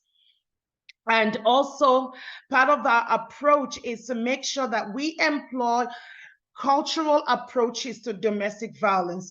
Domestic violence, when you talk about domestic violence in the African community, the language doesn't exist, even though the practice exists, but the language around when you mention domestic violence, domestic abuse, a lot of people don't, it's not, those words are not translatable into our community. And so when families are going through a crisis, which is what we call it, we make sure that we can approach it from a cultural perspective, incorporating faith, family, and community in all of our service designs and deliverables to the community, and make sure that we provide, not only cultural support, but resources, service providers from the community. Everyone that works with Ruth's House is from the Black community. All of the resources that we use is from the community, because we believe that the community has all that it takes, all that is needed to meet the needs of families in the community. And so that is why we practice restorative interventions to address domestic violence. Some of our promising practices is creating a voice for the racialized and marginalized community members, creating a safe space for the whole family. When immigrants come to Canada and they are going through a crisis, when they approach mainstream agencies and organizations for help, the services that they receive is not always tailored to who we are as a community. It doesn't take into consideration our culture, our traditions, our values. And so Ruth's House has developed an agency, an organization that makes sure that our people has a voice. We have programs called the Sisterhood that meets the needs of women in the community. We also have a very proud program for men who have experienced abuse in the community, that shame and the taboo around it will not allow them to seek help. But when they come to Ruth's House, they're able to access help and support that they need without shame, without judgment.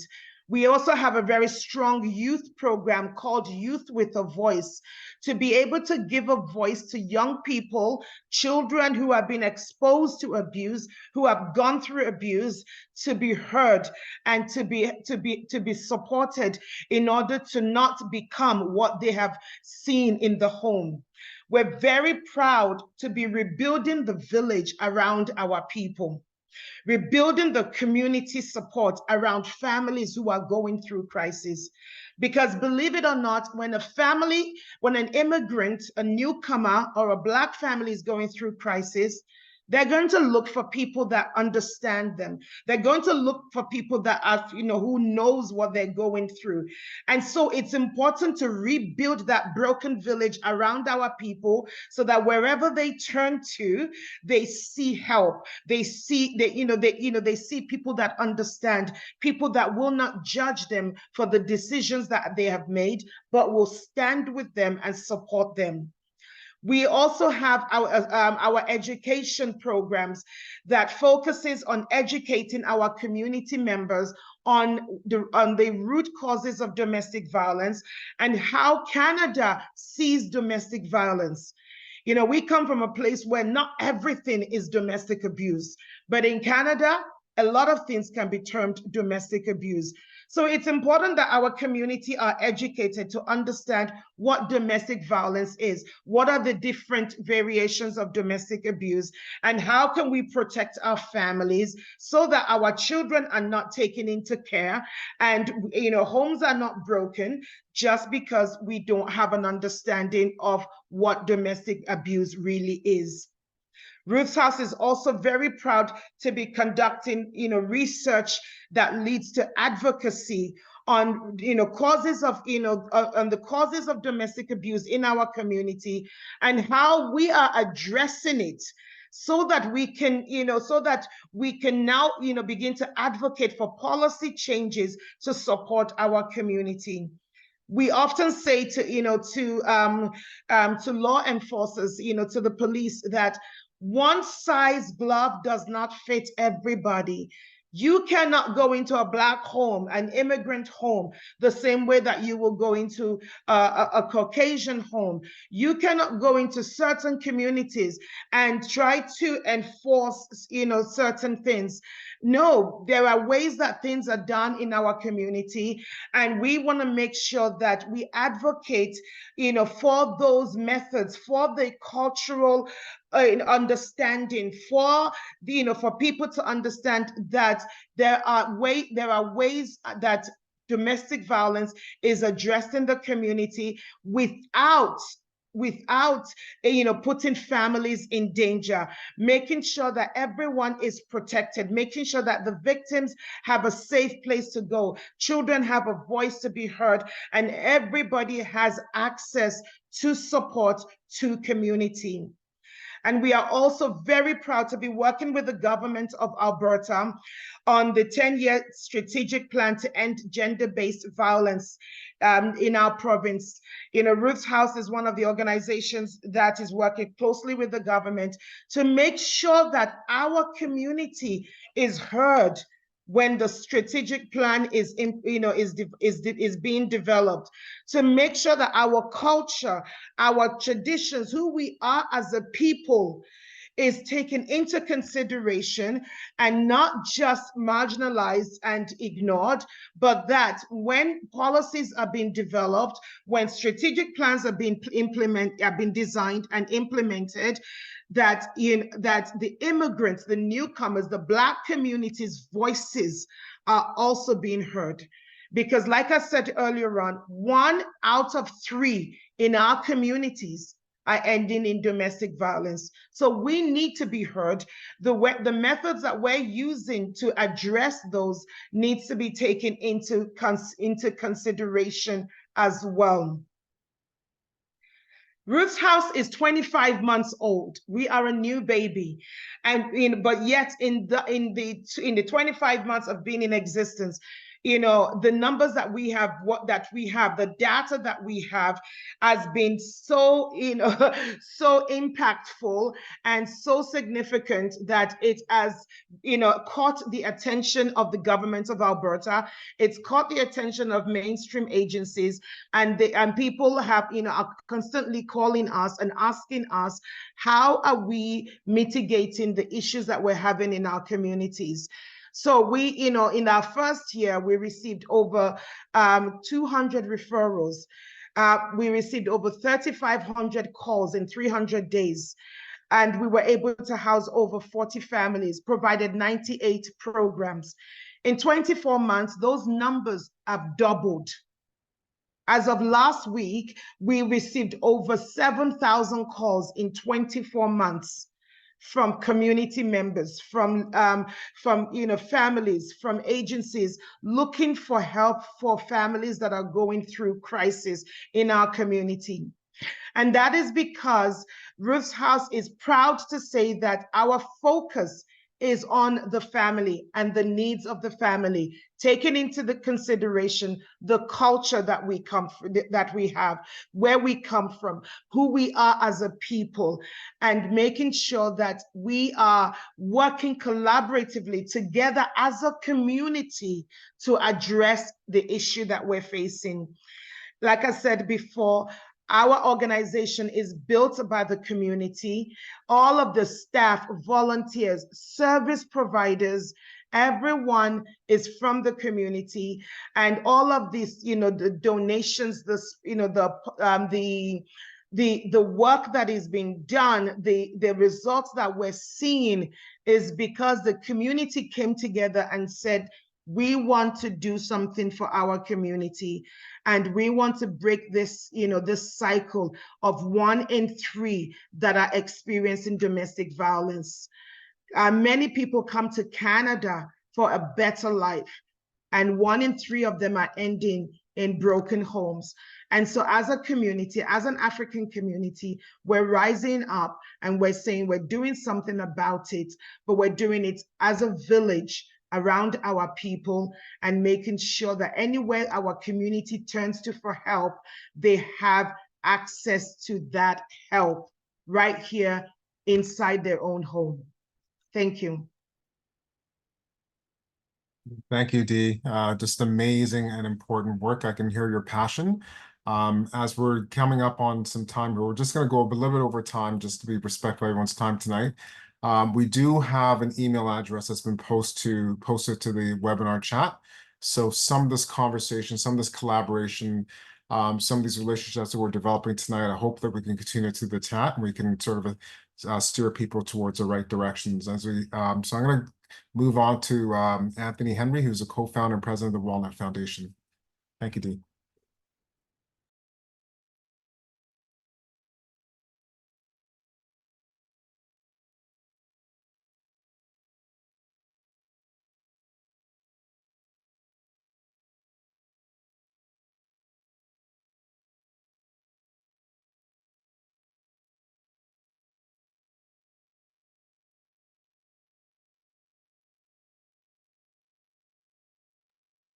Is your volume on, Anthony? So, yeah.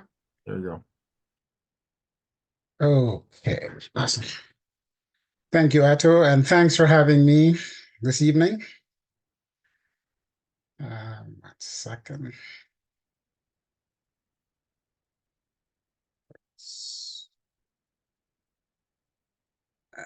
Second.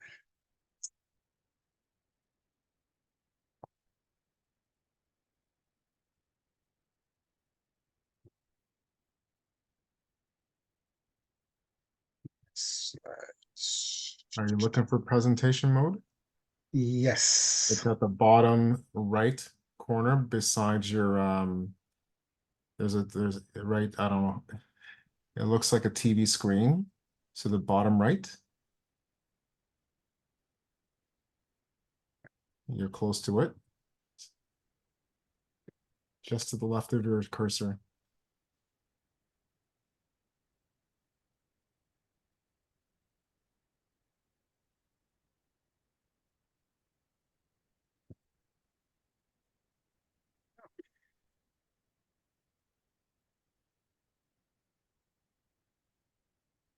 So where it says 82, then there's a sliding bar, and then there's a little TV screen. It looks like a TV on a stand.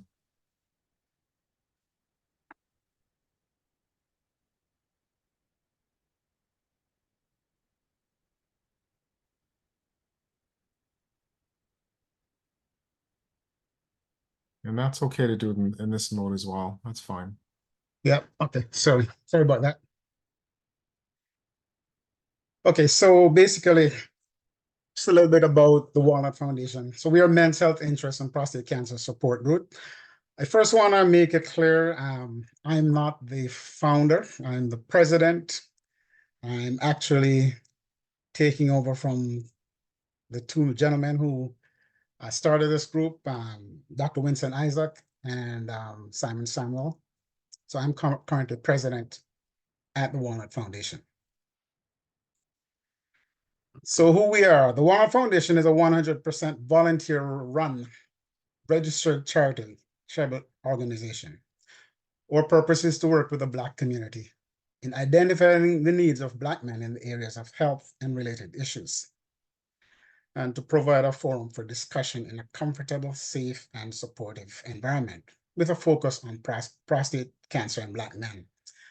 As attendees will know, we are 76% more likely to be diagnosed, and 2.2 times as likely to die from a disease that's curable.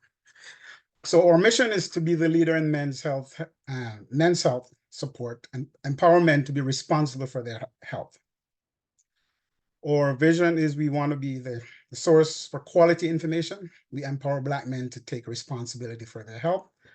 We seek to influence policy affecting Black health. We are the premier source of support and education for Black men's health. And our values are passion, compassion, action.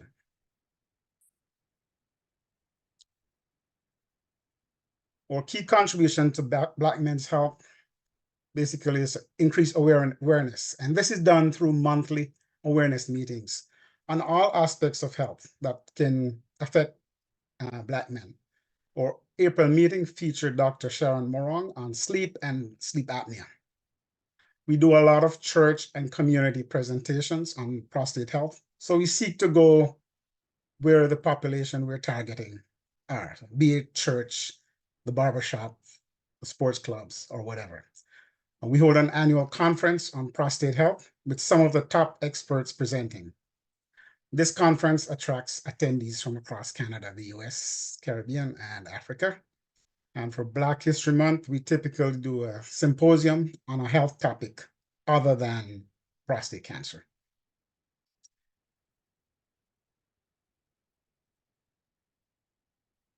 So some of the key things that we are doing currently is free PSA screenings. We think it's very important to catch prostate cancer as soon as possible. Now, the recommendation is that men start screening for prostate cancer at age 50. But for our population, because of the higher incidences, we've embarked on this program to do free PSA screenings right across the Greater Toronto and surrounding region. So over the last 7 months, 8 months or so, we've done about 300 tests. And what we are finding is about a 12 to 20% men with elevated PSA numbers that require a follow-up. The expectation going into this from talking to the experts was that we would see probably a 5% requiring attention.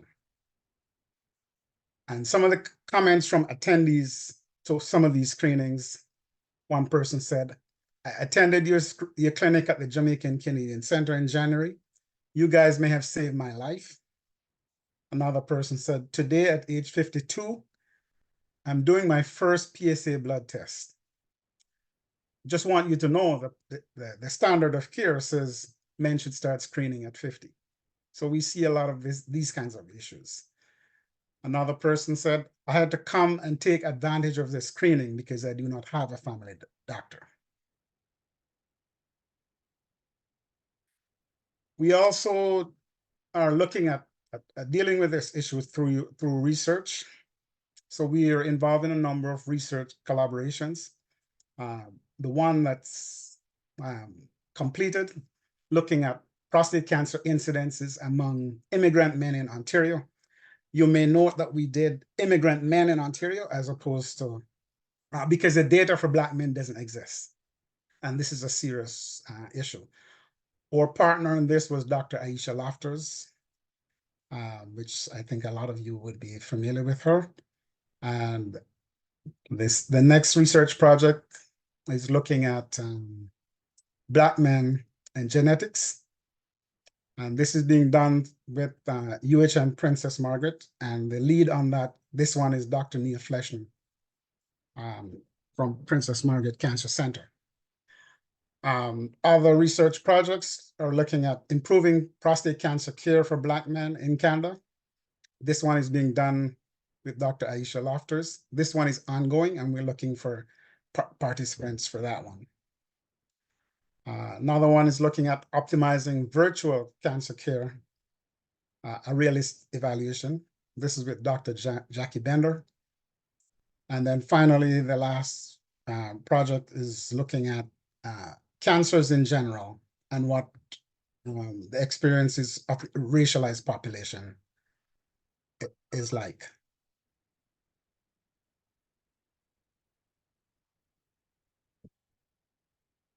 So in terms of, what we do, one of the key issues we're looking at is our services we provide is a prostate cancer support group. And this group meets once per month on the last Thursday of each month. So this is where men can come in and, be connected with other men who are going through the same or who are considering the same treatment path, for example, surgery or radiation or whatever the case may be. So this program is for Black men. The other support group project that we're looking at is we're working with Princess Margaret Hospital. And this one is the True North Peer Navigation Program. So this program is for the general population, but we are a key contributor to that one. And that's a matching program where they try to match you with a peer navigator who's contemplating, where you're contemplating the same treatment option. Another key part of what we're doing also is looking at, we hear from the men in our database and at our meetings and symposiums that they don't see Black specialists when they engage with the healthcare systems. So one of the things we're doing is to fund an endowment. The first one is at Temerity Faculty of Medicine, U of T. So we seeded that with $26,000, and we're looking to add to that endowment. The second one we're looking at is the Toronto Metropolitan University Medical School. They're coming to Brampton over the next year or so. So we're looking to do the same type of thing. So we're looking at a multi-pronged, multi-year effort. This is not just a one-time thing. So we want to have like an endowment to provide scholarships for these for our students and to help mentor them in whatever way we can as well. And finally, a lot of our work is driven through this walkathon. So we have a walkathon coming up on June the 1st. And through this walkathon, we look to engage community by highlighting the work that we do and highlighting the fact that there are supports available for our men. We get into issues around, knowing your numbers and really engaging men in a real sense and the community in particular around prostate cancer, the higher incidences, why we need to be addressing it. So this is a fundraising walkathon, but it's also an awareness building effort. Some of our partners on this journey is Roots, of course, right here in Brampton, Taibu Community Health Center. So through Taibu, for example, we've been able to develop some videos to educate the community about prostate cancer. They're in short, shareable, easily shareable clips. Of course, I mentioned the True North Peer Navigation Program, which runs out of Princess Margaret Hospital. We were a main contributor to the development of that program, and our peer support folks are trained in that program to offer support. Other partners are Movember, Prostate Cancer Foundation of Canada, UHN, of course, the prostate cancer, the PSA blood test clinics are run through that. We also partner with the Olive Branch of Hope on seminars and symposiums as well. So I'll stop sharing there, but I'll just add that a lot of the work that we do is very collaborated. We're, from a patient-centered perspective, and we try to work as much as possible with various stakeholders. We don't have paid staff, we are volunteers doing this, but we try to tap into services and resources that exist and bring that to the table to help the men and their families who are impacted by prostate cancer. Thank you for having us this evening. And I'll turn the floor back over to you guys. Thank you again, Anthony. Amazing work. And, you know, the key word there is volunteer. I know that he and Noah and the other members of WellNet worked extremely hard to make sure that the individuals, men, are heard in the Black community and they have the choices to make the right decisions for their health. So thank you for your important work. And Mr. Phil Johnson has been waiting patiently, and I'd like to thank you for your patience. Phil Johnson is the Manager of Community Services and Systems Change at Tybee Community Health Center, Malvern. And the floor is yours. Thank you. Thank you, and good evening, everyone. Good to see you all. Thank you all for being here. Just want to make sure you can see my screen. Yes, we can. Okay, there we go. All right, so just wanted to share quickly with you, and I'll be quick through this, what Tybu's mission is. We are here to provide primary healthcare and related services for the Black populations across the Greater Toronto Area and residents of the local community of Malvern, where we're located.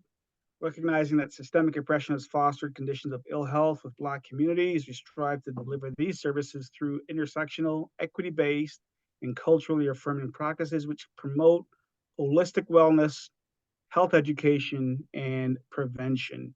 And you can see here what our vision is and what our values are. And this is just a quick picture of us. We're located, as I say, in deepest, darkest Scarborough at the intersection of Malvern and Tapscott on the Malvern Mall parking lot pad. Just a bit of history that you can see here. 2004, discussions began. You can see the names of some of the folks who had impact in terms of bringing Tybu to life. And you see here some more of that. Tybu is an award-winning health center. So here's one of our awards that we won for the work that we did in 2021 during COVID, and a more recent one that we've done, that we won for our work as a Toronto Community Crisis Response Service. And I'll talk a little bit more about that as we go along here. Tybu, as our mission says, we serve the Black population across the Greater Toronto Area. So we're one of about 100 or so community health centers across the province, but we're the only one with a specific mandate to serve the Black population. And you see this map here showing where our clients come from. You can see it's very, it's very concentrated in terms of Malvern and Scarborough, but we also serve people from other parts of the GTA. And all of our work is data and evidence driven. And this is our prevention model that we like to share. Really working far upstream to prevent folks from getting to the wall, from falling off the cliff, from having to access those emergency services that are very costly to the system, but are also very damaging to folks, individuals, and families. And so the social determinants of health, we've all heard and talked about this and the impact that they have on the lives of folks. And so, just briefly here, sharing what some of those are and the work that we do around some of the social determinants of health. We subscribe to the Alliance's model of health and well-being. So you can see that here. We are a member of the Alliance of Community Health Centers, and this is their model that we use to drive some of our decision making and programs. We are Afrocentric based, so we incorporate Afrocentric values into the work that we do here at Tybu. That's very important to us. And in the work that we do, we always want to consult with community and make sure that what we're doing reflects the needs and wants of community. And here you can see in graphic detail that model of prevention, restoration, and advancement as our goals, our principles of intersectionality, Afrocentricity, and quality, and our practices of focus, collaboration, accessibility, and community. So the main components of the work that we do here at Tybu are primary healthcare, which includes diagnostic, assessment, and treatment, counseling, perinatal support, well baby, breastfeeding, sexual health, and screening. I say that it's cradle to grave, so we see the very young, and we also see the most elderly in our community. Prevention and management of chronic disease is another pillar. So diabetes education, the diseases that impact Black communities disproportionately, hypertension management, sickle cell disease. We've got a program called social prescribing, which is relatively new, and people are learning about that. So really giving folks a prescription that is social in nature. So for example, a doctor ordered a prescription to get outdoors, go to a park, socialize. So that, these are things that are, you would think that they're common sense, but sometimes somebody has to remind you that these things are important for you to do. We also have HIV and AIDS prevention, education, and support. Health promotion is another pillar. So we offer a number of physical activity programs for youth, for adults, and for the elderly, nutrition education, mental health and stress management, wraparound supports for all ages, and age-appropriate programming. Community development is another key pillar. So engaging with community, as I mentioned, and really making sure that we're meeting the needs of community. Developing peers, so really building the capacity of individuals and groups so they can serve themselves. Food security is huge. We have a program that we run here every Wednesday that provides a hot meal and fellowship time for folks. And we also have started a food bank in a nearby community where we provide food to community. We work closely with faith-based organizations. We work closely with our children's aid societies to provide services for people who are in care or aging out of care. And we have a SAPASI program, and we also offer Indigenous programming run by Indigenous elders. Focusing on youth is something that we do. So our EYOW program, our youth outreach workers and enhanced youth outreach workers. We have a number of projects that we run here at Taibu as well. So the Amara Generation Project is a youth-led, youth mental health project that has just wrapped up, and we're in the process of finalizing what that will look like in a public-facing manner. Similarly with the Plug Project, which was a school intervention program working upstream to prevent suspensions and expulsions of Black youth. We're overrepresented in that area. And we're very effective in terms of getting suspensions reduced and expulsions overturned and Ontario student records cleansed. In the last 2 years, when suspensions and expulsions started to take off again, the work that we did with students, which was very, very intensive and time consuming, 130 contacts per student on average, but we had 100% success in getting suspensions reduced and expulsions overturned. And our Learn project is a mentorship project for young folks. Happens here at Taibu every Tuesday, in Durham every Wednesday, and virtually every Thursday. And again, it's attaching young folks to mentors and also providing homework support. And finally, our From School to Success Pipeline project, which is a neat youth project, working with those who are most marginalized, most distant from the system, and looking for ways to engage them and get them re-engaged with the system.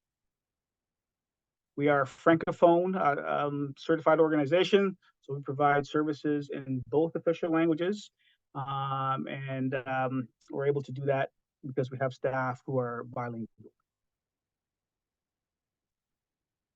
We mentioned our Indigenous programming. The systems change piece, which is very important. So engaging with various systems, government systems, education systems, the health system, to have impact. We've done a lot of work with our friends at the city through the CABR, Confronting Anti-Black Racism Officer in Toronto. And so we did some work with them starting in 2019 that led to the development of Black Mental Health Day in 2020, the first one just before the pandemic, and that has since emerged into Black Mental Health Week, which is the first week of March every single year. And really, it's an impactful time for folks to have informative and challenging discussions about Black mental health. And these are some of the posters in various languages that were used in that initial 2020 Black Mental Health Day. So the systems change piece, again, we've got these projects From School to Success Pipeline, the Plug, and the Amara, which were really, again, focused on engaging with these various systems and having impact. And we'll do some dissemination later in the year. So we're hoping that in September, October, we'll be able to share not only results, but some future state for the project work that's gone on for the last 4 or 5 years here at Taibu. Our programs are Afrocentric. We've got a Black Health Challenge that we run, the Black Men's Health Challenge, and they incorporate all aspects of Afrocentricity. So a lot of our clients are Caribbean descent. So we offer reggae size, soca size, incorporating music from the Caribbean into the exercise programs that we run here at Taibu. In 2022, we started our crisis response service in partnership with the city. We're one of 4 pilots that has now become more permanent. Not quite permanent yet, but more permanent now. Additional funding has been provided. And so you see that, this is a 24-hour alternative response to police or fire or ambulance. We have folks out on the road who can respond in crisis situations where there's no imminent danger to the responder. And we provide services to anybody 16 years and over in all of Scarborough. And there's 3 other agencies providing similar services across the city. And since inception, so in 2 years, you can see some of the numbers here. 3,200 dispatches received, 985 individuals and families served, and so on. So really having a huge impact, recognized by the city, recognized by others, of the importance of this work, and having this now 4th emergency response service for the city of Toronto that can have a huge impact, especially on people who don't normally get a fair shake from the existing systems. Some of the folks that we work with, we see here at the City of Toronto, we have a Trillium-funded project. We do a lot of research work, so work with universities and colleges in that. University of Toronto is a huge strategic partner, Wellesley Institute, and the Black Health Alliance, who is what I also call the parent of Taibu. Other organizations and agencies, Women's Health and Women's Hands, Black Creek, Parkdale Queen West, Rexdale, LAMP, CHC, which was previously mentioned, Center for Young Black Professionals, Hamilton Urban Core. And on that, I will say thank you. I went through that quickly. So hopefully you got a good understanding of the work that we do here at Taibu and the impact that work has. Thank you, Phil. Very important work. I know a lot of people look up to Taibu as sort of a flagship, benchmark CHC that we can all look up to. So in the last few minutes, I just want to perhaps look to the sort of client-facing group. So Angela Carter, Dee, Jacoby, Anthony Henry, and of course you, Phil. Maybe just ask a quick question about how you got to where you were, how you got to where you are now. And so when I look at Taibu's been around for 2 decades. Maybe I'll just ask each of you in 30 seconds or less before I turn over to Percola. But, in terms of levels of engagement, we've heard engagement throughout this whole evening. And maybe I'll ask you, Phil, just in briefly, what did that engagement look like initially for Taibu versus how you engage now? Yeah, and I can't speak to all the early engagement. I wasn't here 15 years ago when we started. I can speak to the work that we did during the pandemic and that we're doing now. And I mean, we got out in community and we're very front facing. So we are where people are. And so we're out at events. We're door knocking. We're talking to other organizations and agencies. We take referrals from all comers. And so we're really looking for ways to engage with our community. And one of the things that the challenges that we don't have is we can put anything out there and people show up because of word of mouth, and people know Taibu, and it's something that we're very proud of because anything that we do here, people show up for. And maybe I'll ask the same question to Tony, Anthony Henry. Yeah, for sure. So in our case, what I would say is that we started first and foremost internally. So if you take my case, my dad died from prostate cancer at 68. So as a family unit, we were shocked at that. And so we started, learning internally, how do we deal with this thing? And for myself, I started screening at age 40. And for all the men in the organization, that has been the pattern. So our base is that core family support, men who are impacted, their families and extended families. But over the last 3 or 4 years, one of the things we've been looking at is, well, who are we not talking to? Other than ourselves and going to churches and community groups. And, that led us to the Jamaican community, because we weren't very engaged with that community.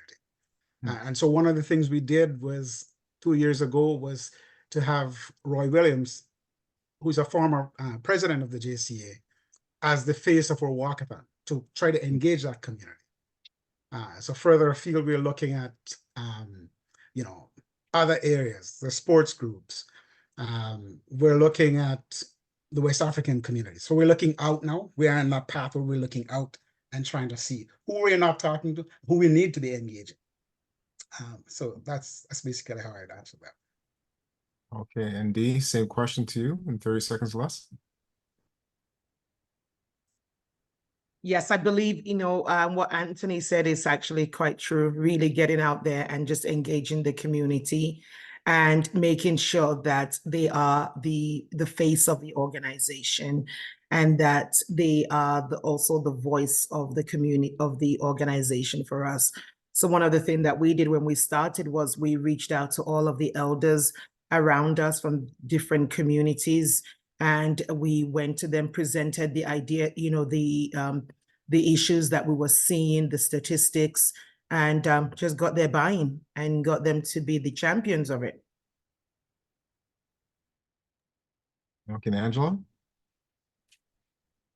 Similar to the others, really going into community, talking to community, like Taibu, especially during the COVID, we were down in the trenches. We went to community where they were. We held town hall meetings, as you know, Dr. Atto, and we held the vaccine clinics where we had our Black doctors and nurses come out.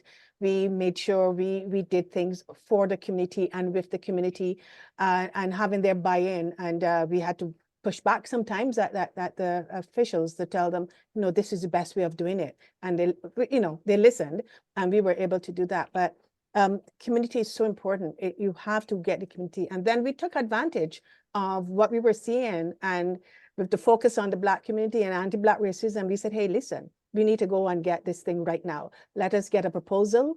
And we were able to be successful in getting the funding to really get to start the development of this. And we have like Taibu, we looked at Taibu, what they've done, and we talk to others and partner and collaborate. And those are the things that help to propel us to where we are going. Yeah. Thank you. Thank you. Just one quick thing I want to add is it's so important to be engaged and be talking to each other as well. That's a key part of it. So through Angela and Roots, for example, we got involved with the health fairs. That's another level of engagement. Through Taibu, for example, we did a collaboration. Our first ever prostate cancer, the PSA blood screening was done at Taibu Community Health Center. So again, a collaboration with different stakeholders to try to move community forward. And engagement, of course, builds trust, doesn't it? Right. So that's amazing work once again. So in the last few minutes, I'm just going to turn it back to Dr. Bukola to address any questions from the first panel and have some final words. But thank you. Thank you so much, Atto. And I'm sorry, I think we've taken longer than planned. I'm not sure if we planned till 8:30 or we planned till 8 o'clock. So apologies for that. Now, the only question we had for the first panel was, I think Liz has responded to some of the questions specifically about old age security. I think one question is the question about food insecurity, and I'll just pose a broad question in terms of how are some community organizations addressing issues related to food insecurity. So I don't know if we want to turn to Black African Health Association of African African Canadians. I think that's the name, HAC, in Nova Scotia.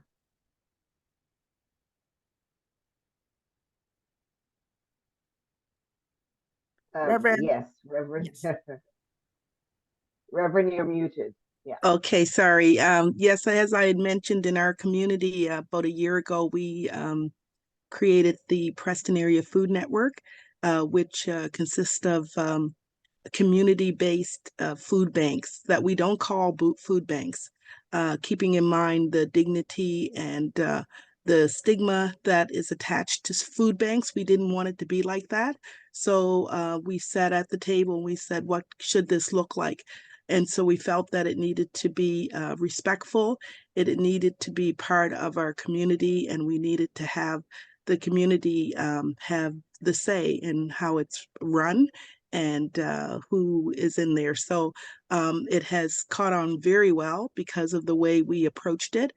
We had a training in the beginning, and we invited volunteers from the community to be at the table to plan what that would look like. And we had an overwhelming success of over 65 people come to the training. And we talked about, the things that would make us feel comfortable if we were to go into a place where food was provided for us, and what to say and what not to say, and that kind of thing. And so from there, we started the community shelves. We've named them community shelves, and we take ownership of them. Keep in mind that of the 3 communities that we currently have, we have no local store. We have no grocery store so people can shop. The nearest store from the community that I currently live in is about 10 to 15-minute drive away. And so to have one that's really right in the community, that's not a store where you per se where you would buy, but you can get the things that you need. So we've gone even beyond just offering food. We offer toiletries, dish detergent, bath soap, body wash, garbage bags, all of the things that people may need within the community. So it has really caught on, and people are using it, and it's like an ownership for the communities that these exist. And they're open once a week on Thursdays, and then after the Thursday they're open. We have 2 volunteers that run them, and they're people that are from the community, so we know them. So if someone is dealing with a crisis, I've had the opportunity to man them myself, and being a reverend in the community and knowing some of the people, if it's also a spot where I can also do some of my one-on-one with them, because there's only one person allowed in the shed at one time, in the community shed. And so they feel that it's a safe space, and they can share, in my own personal experience, the things that they're going through. So it's kind of a win-win situation. They're getting some spiritual care as well as some physical nourishment. Yeah, that's basically it in a nutshell. It's open once a week, and then after the week is over, we shop for it again, and we do it all over again the next week. So, and we have community partners that have come on board. The Akuma Center, which is also a Black-based organization, they provide organic lettuce, which they provide to the restaurants, but they give it to us free. So people are able to get high quality lettuce to make their salads and to choose from. And we also provide low sodium chickpeas and kidney beans and all those things, the blue label kind of thing, and fruit, vegetables, diabetic items as well for diabetes. Children, one of the food banks, I might say, is community shelves is right across from the school. So the children have really taken a liking to it. So we have snacks for the children. So that when they come by after school or at lunchtime, they get their snacks. They'll come by and they'll drop in and they just love it. They can get a pack of juice or one of those squeezy applesauce things, and a granola bar, something like that is a healthy snack, and they're welcome to come anytime. So, yeah. Thank you so much. And You're thank you welcome. everyone for the wonderful presentation. And thanks Reverend Debbie Simmons for shedding light on the importance of addressing and what your organization is doing to address issues related to food insecurity. The presentations today have shown us that the vast amount of work that communities are doing to address anti-Black racism and also to improve Black people's health. One aspect that crosses is how to ensure Black representation and how do we build community. And as someone said, not for us without us. We have also learned about the need for communities to capitalize on community strengths and the need for long-term sustainable strategies. So as someone said, we need a 10-year plan, not a 2-year plan or a 5-year plan. We have learned about the importance of partnership and also engagement of communities. And I think from the discussion today, we've also learned the need for us to actually learn from each other. I think that the fact that it took us so a longer time speaks to the vast amount of work that is done and the need to create spaces to learn about lessons learned and to be able to capitalize on past work that we have done. So thank you so much, everyone. The next session is going to be on July 18, and at that session, we will be talking about the strengths of the communities, and now we can capitalize on the strengths of communities, including Black healthcare professionals, to be able to address the needs of our communities. So again, on behalf of Black Opportunity Fund, Ato and I say thank you for all your contribution, and thank you to all the people that attended and have also contributed to asking questions. Thank you. Thank you. Thank you. Thanks, everybody. Thank you. Thank you. Good night, all. Thank you. Good night. Excellent job, Pacola. Thank you. And thank you, Dr. Atu. Thanks for coming. Thank Thanks you, for everyone. Thank you for the opportunity. Bye-bye.